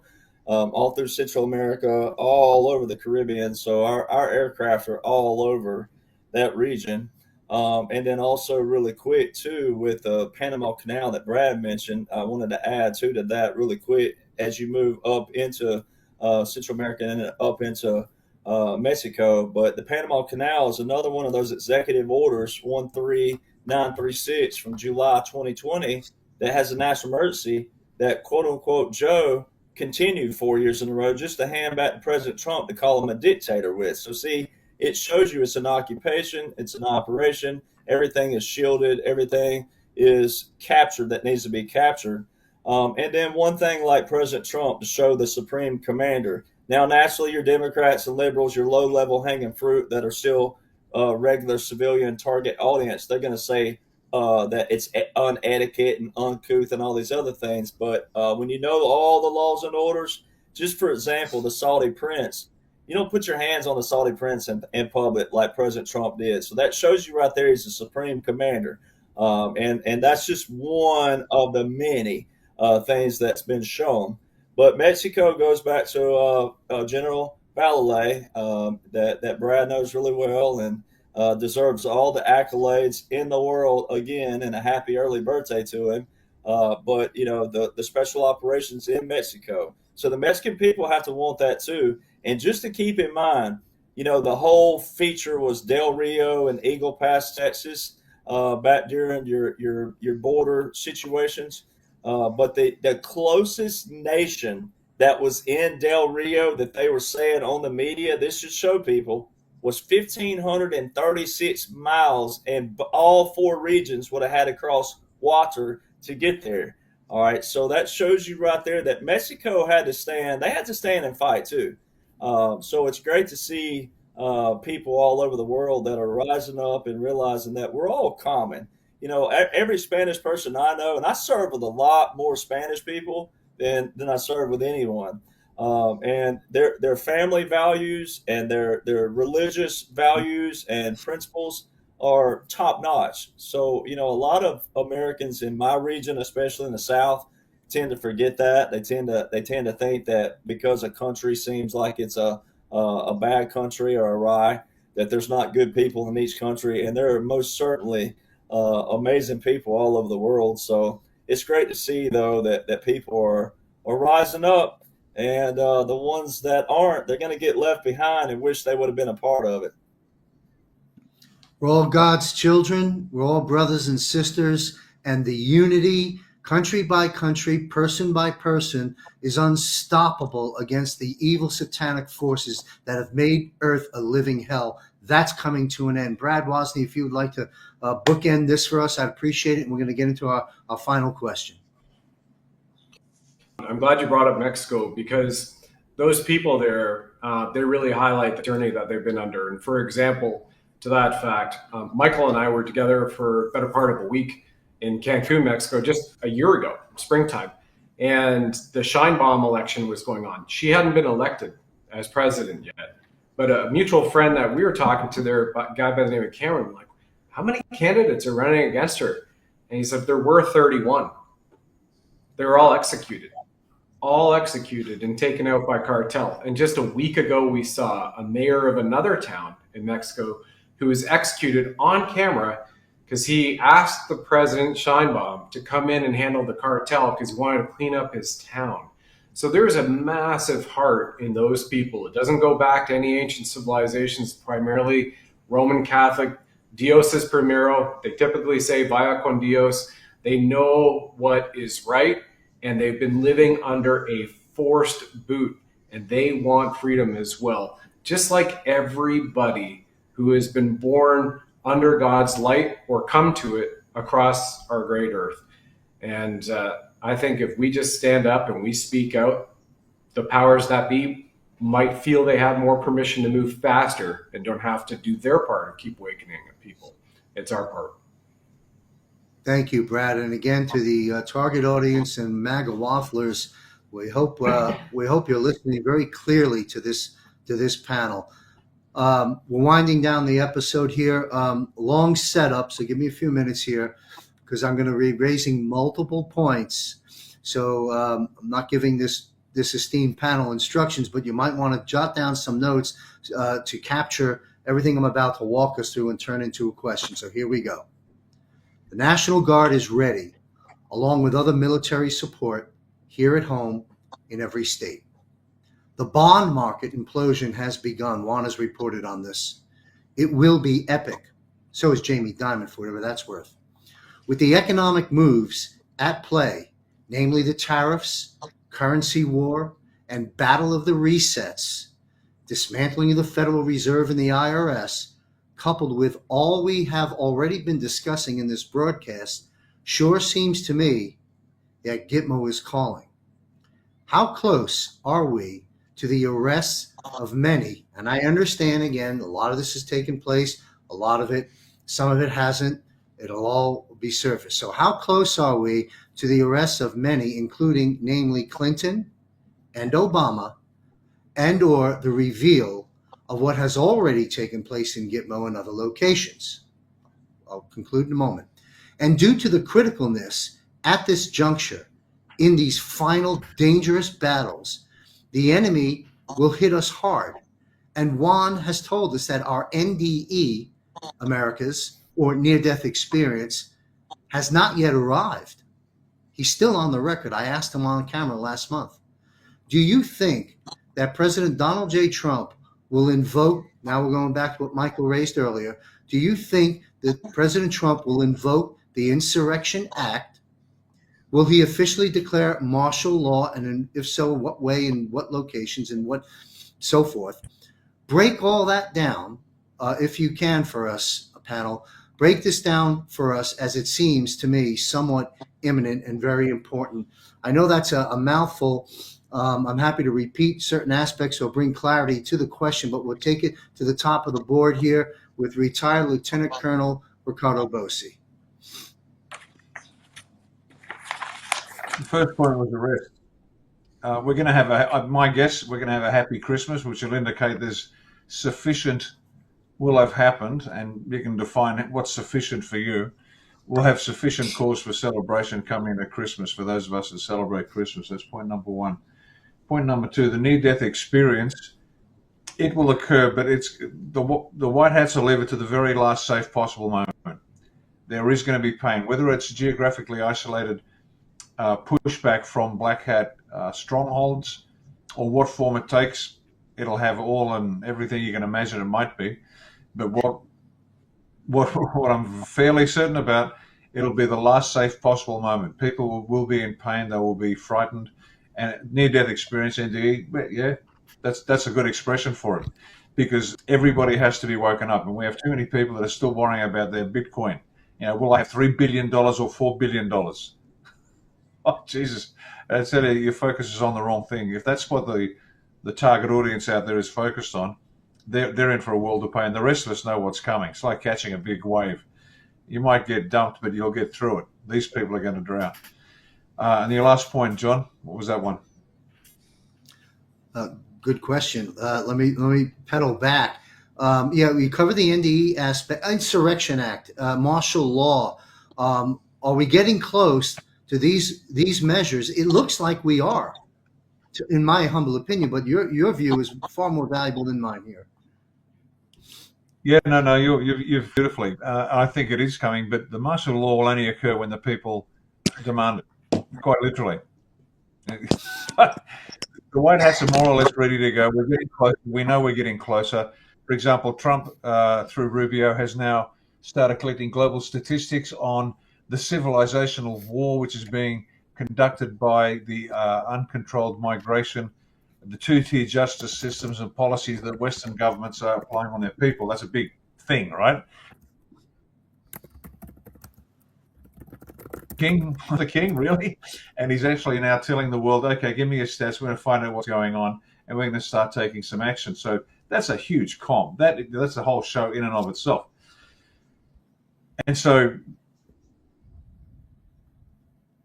the king demanded, it can't happen. And is it going to come in terms of an announcement? More than likely, but this is going to come towards the end. They said Israel's last, not even close. We're still working through South America. There are all these events that have to happen. The financial crash, the near-death experience, because that's going to be more than just finances. We're now talking frazzle drip. We're talking adrenochrome, that viscerally disgusting and depraved behavior by the black hats. There's a lot to come out in a short period of time. There's a lot. Mm-hmm. And so martial law announced quite probably, but once it is obviously the only possible solution in the minds of the target audience.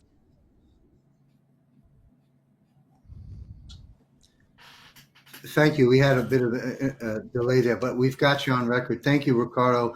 And to our audience, Colonel Sellers normally is stationed at his desk with the camera and the standard technology to deliver his presence here. He was unable to do that for some reason today. So a lot of the gyrations and issues you've seen with Colonel Sellers is because he's operating on a cell phone. Hopefully he'll join us back. If he doesn't, we thank him for his contributions to this panel today. That takes us to Mike Jaco. I'm happy to repeat and comb through some of the issues that I raised here if you need me to, Mike, but if not, please take it away. Yeah, so the Insurrection Act will probably happen once we do the invasion. Whether that happens soon or whether it happens after the new year remains to be seen. For me, I think it's close. I think it's like within a week or so. So I think that's going to happen. Economically, I think that if we don't go into some kind of conflict this side of Christmas, then sometime in the springtime we're going to see a financial crash of the stock markets around the world. But what we're seeing right now, like you talked about the bond market, it's already imploding. Mm-hmm. So I don't know we're going to have that much time for the stock market to do its normal thing where it goes to unbelievable highs and then it crashes. So we may see this thing unravel pretty soon. Fed, IRS, Trump his legacy will be he will remove the Fed. The Fed will go away. The IRS will go away.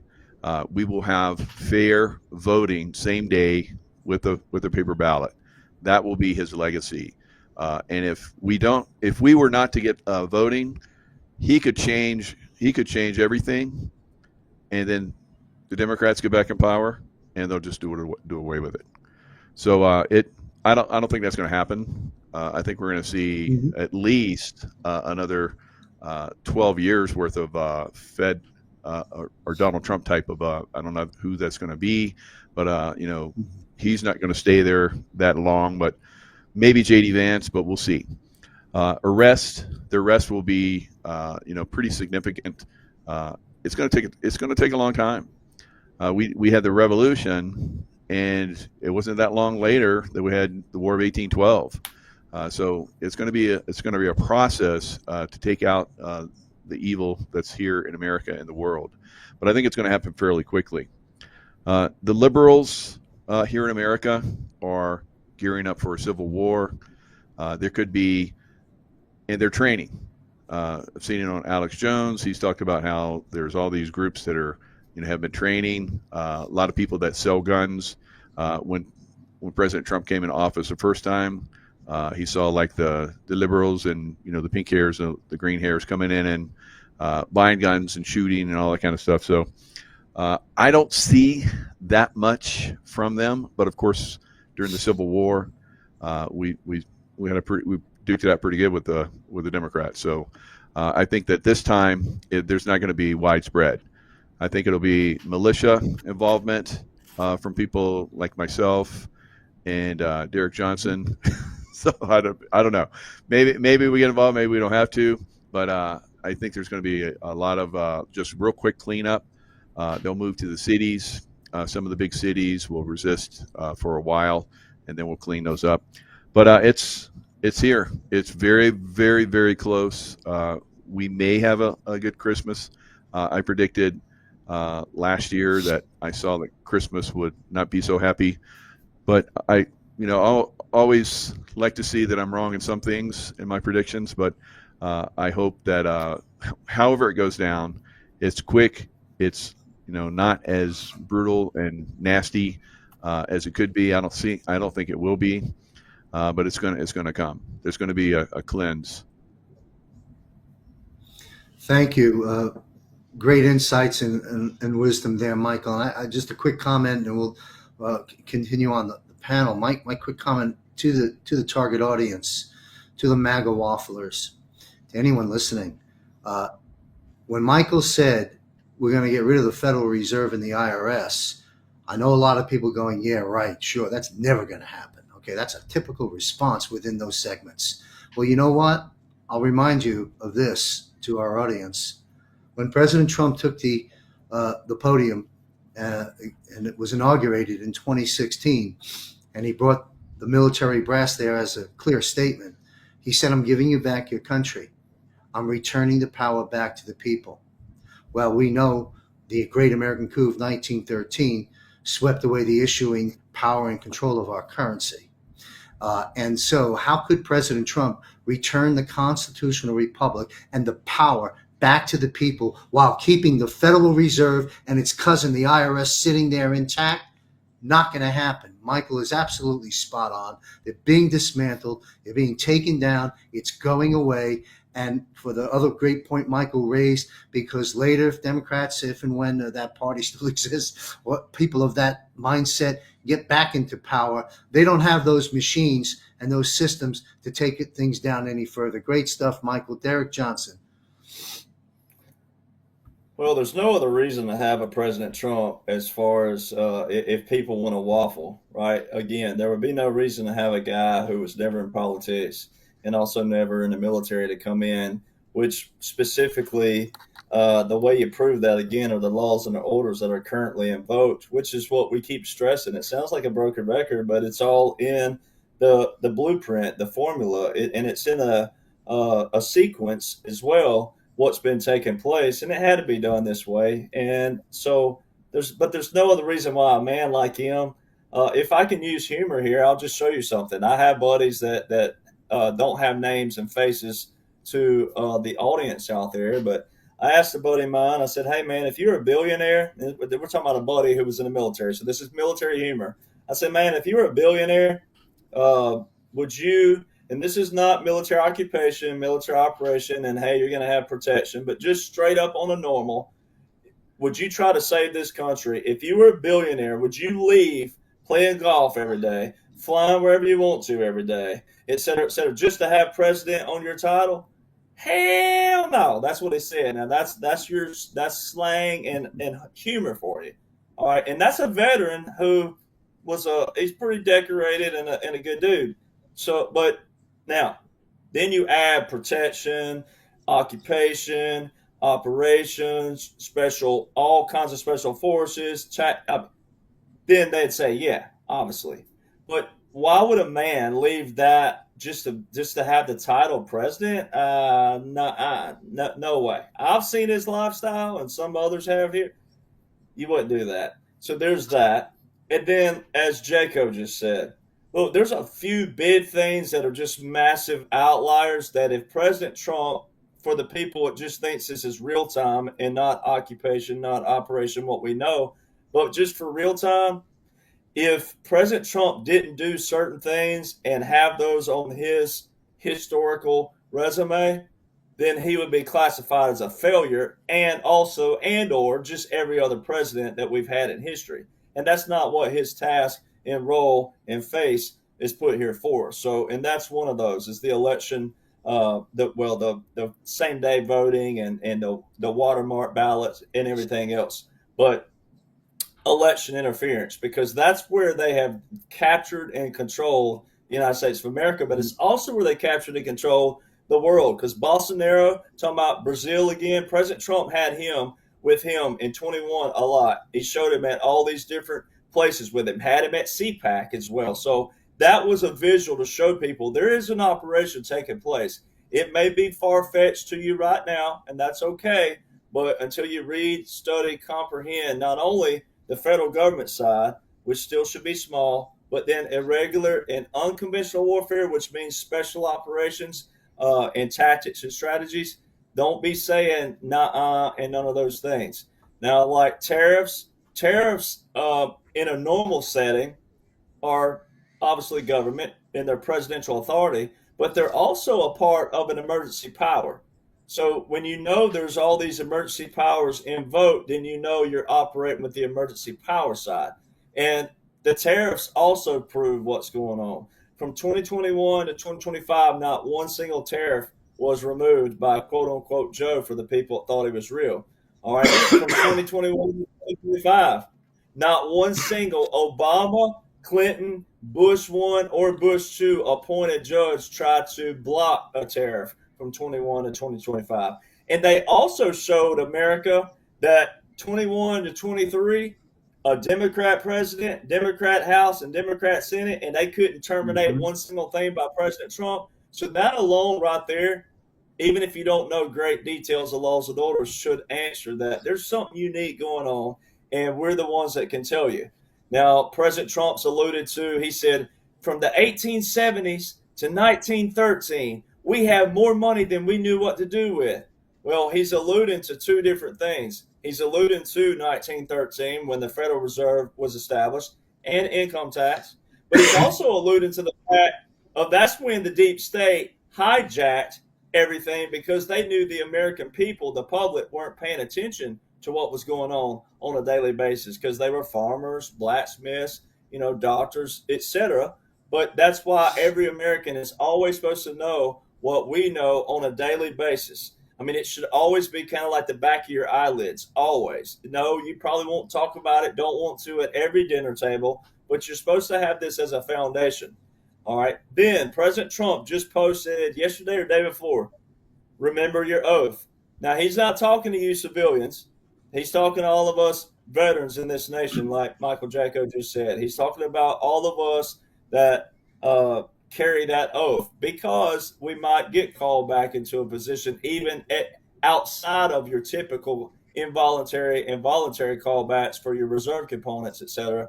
There may be a case where certain militias are needed, etc., and then we get to participate again. And I can tell you right now, there's not a smile bigger that Jaco or I or anybody can give you if they got to that depth to call us back.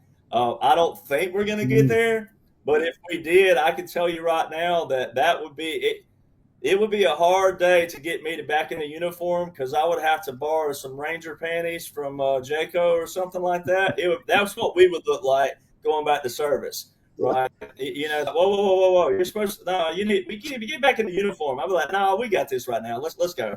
Right? That's the passion and the fire that we have right here. I mean, right now I feel it. I could burst through a brick wall feeling that feeling, especially if I had a Lieutenant Colonel Bosey or Colonel Sellers or Major Jim O'Connor. If I had someone, General Paul Valalay, someone saying, hey, I need you to do this, I'm going through a brick wall. I'm going through whatever they tell me to go through. That's that feeling. And the other thing, the cowboys ain't got involved.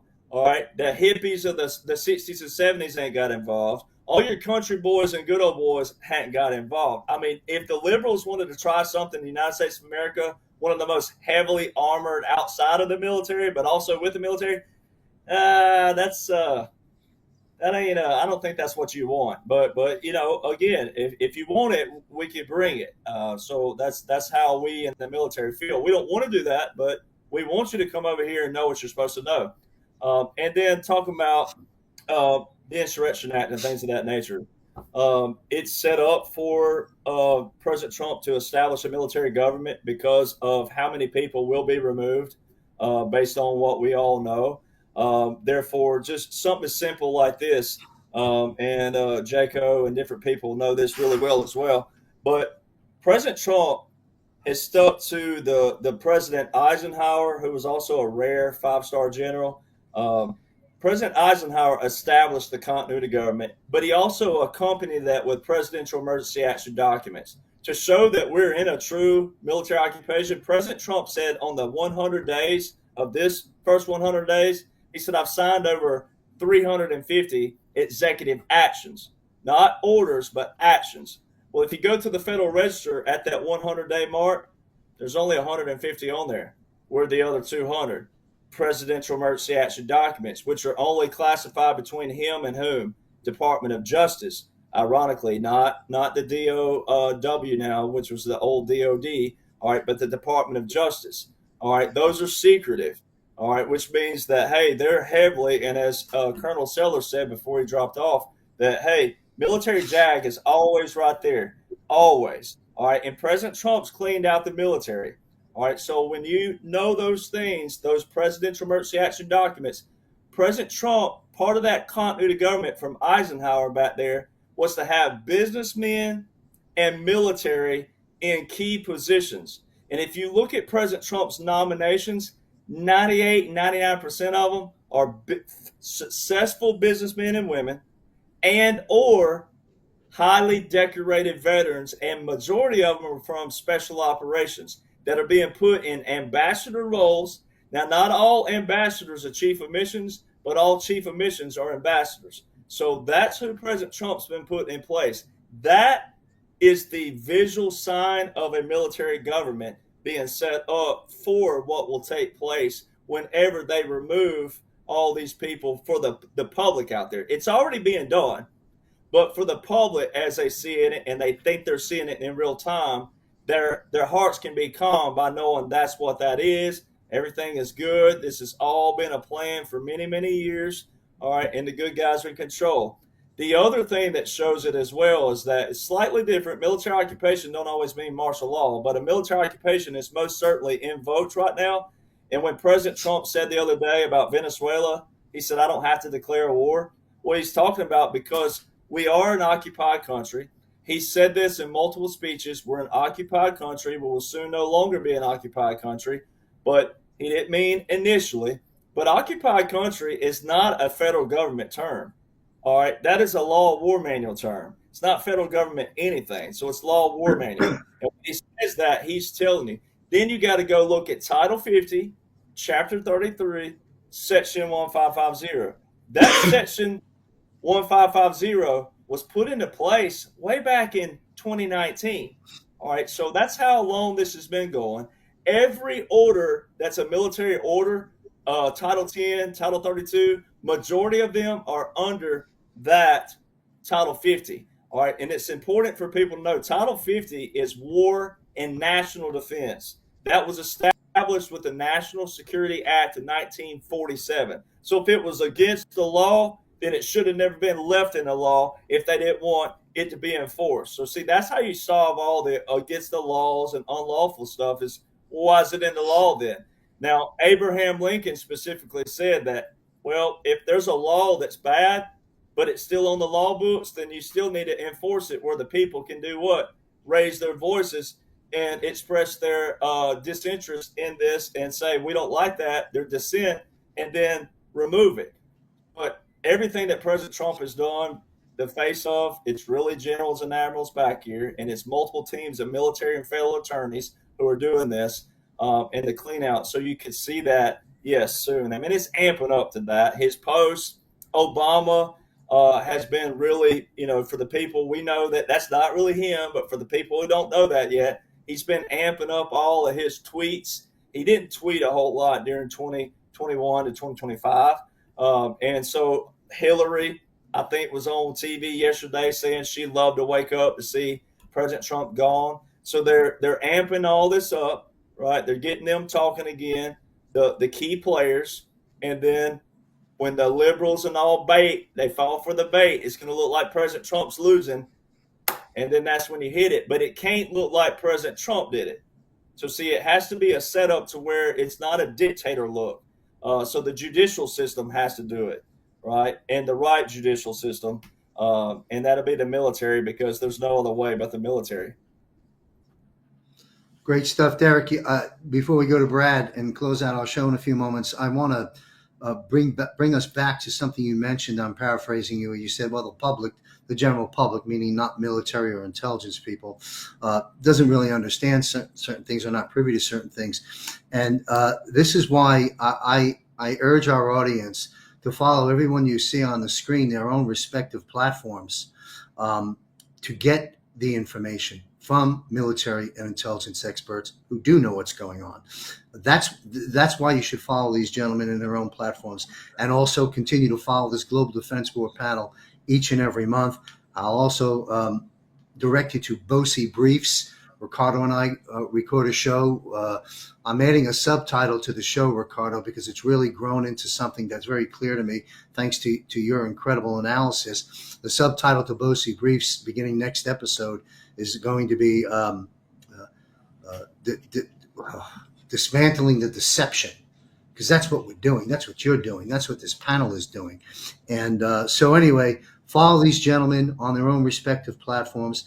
Follow Global Defense War each and every month. BOSI Briefs every other Monday at 6 p.m. Eastern.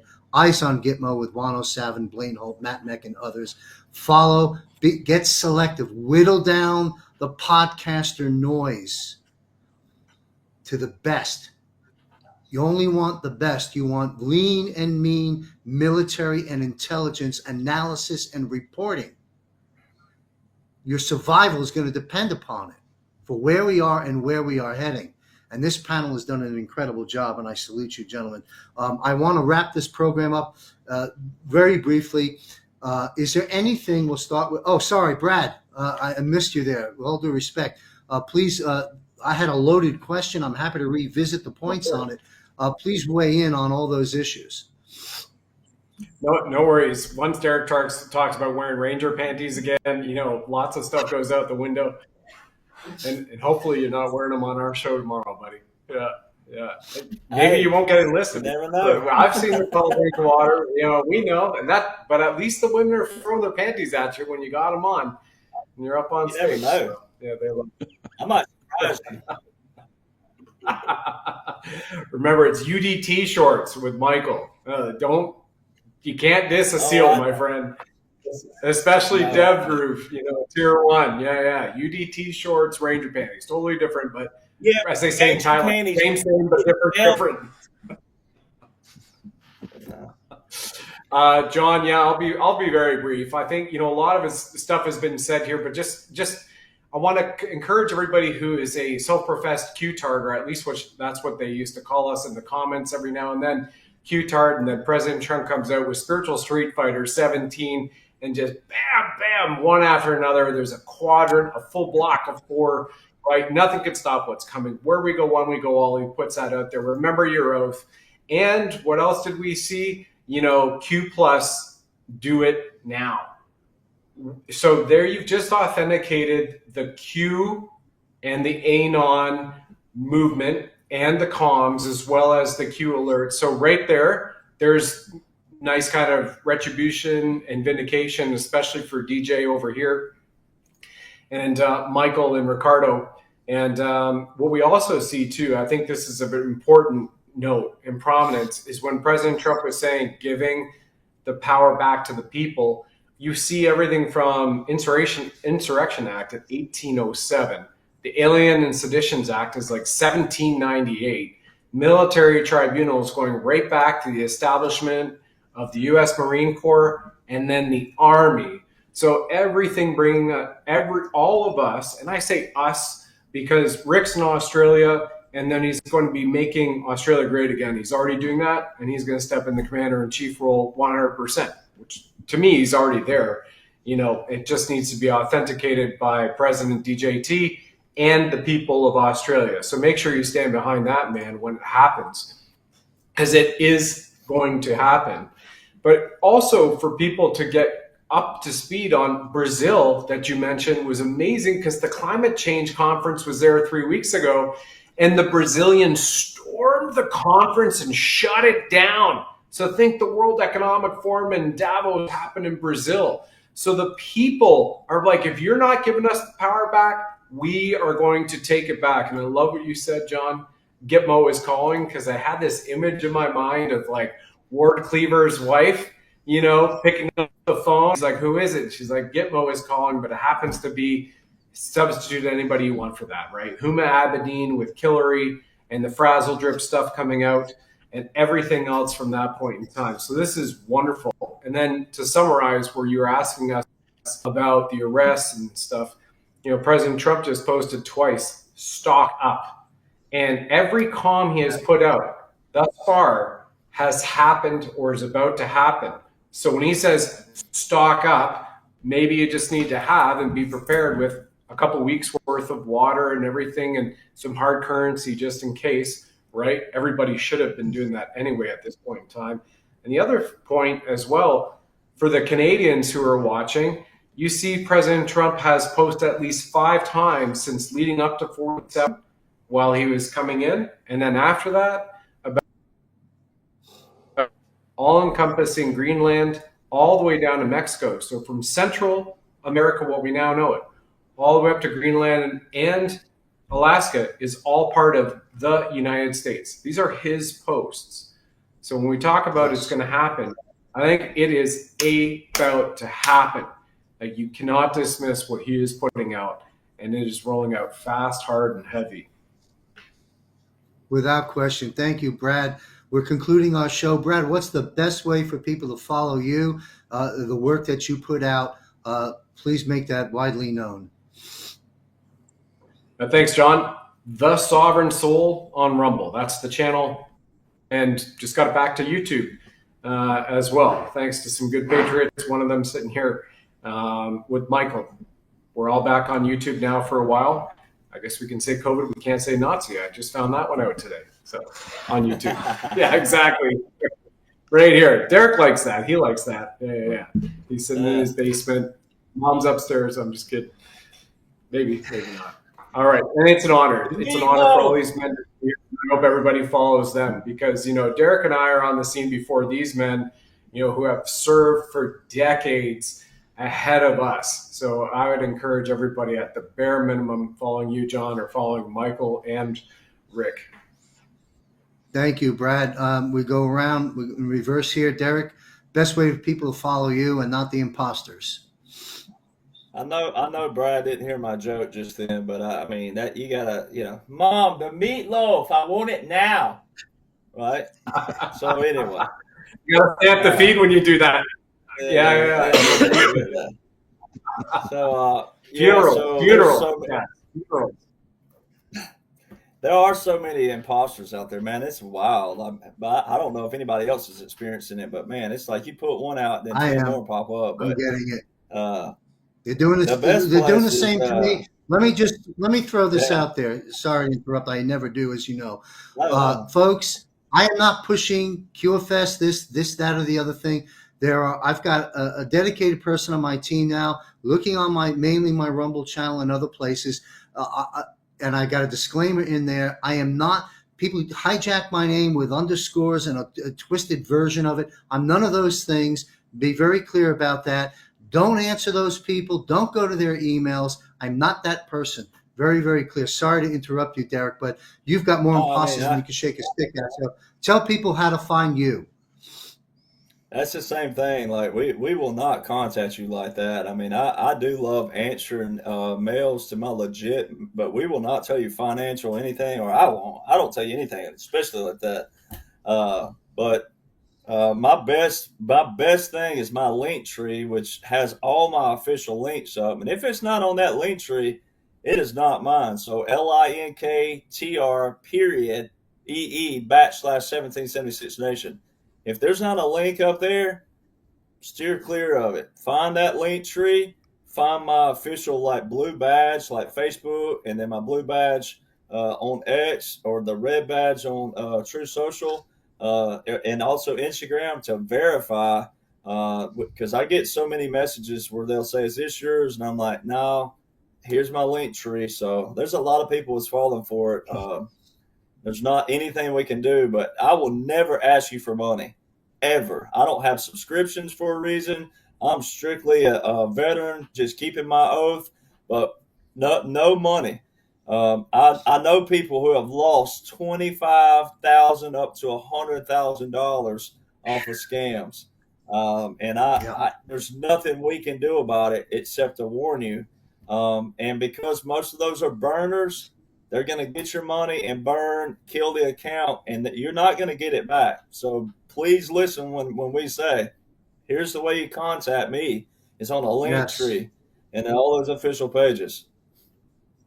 Great advice. Michael, since we're winding down, I'll share this with you. There's some loser who's pretending to be you, who comes, it seemed to have tapered off, comes to my platform, particularly on my Global Financial Reset show, which I do every Wednesday live at 8:30 Eastern.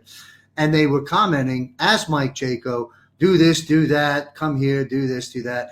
And I'd go on there, it gets exhausting. Who's got time for this, right? I go on there. This is not Michael Jaco. I know Michael Jaco. Get rid of this guy. But thank goodness that loser seems to have vanished, at least for now. But Michael, best way for people to follow the real Michael Jaco. MichaelKJaco.com and Michael Jaco on YouTube. Thank you, Michael. And the same closing question to retired Lieutenant Colonel Ricardo Bossi. Best place for people to find you. You have an extensive amount of information out there. How can people connect directly up with you and your team? AustraliaOneParty.com, as it's written above there, AustraliaOneParty.com. That's the website. Lots of information there, what we do, how we do it. For those that feel so motivated to do something in your own nation, you can steal as much as you like, adapt it, use it, make it your own. Just start taking charge of your life. The best place for information apart from there is Rumble channel, and it's Australia One Party, but Australia One in one word. And there's about 35,000 plus followers on that one. Like the others on the screen, there are a lot of copycats, but go to the original. That's the 35,000 plus followers on that, on Rumble. Great videos there.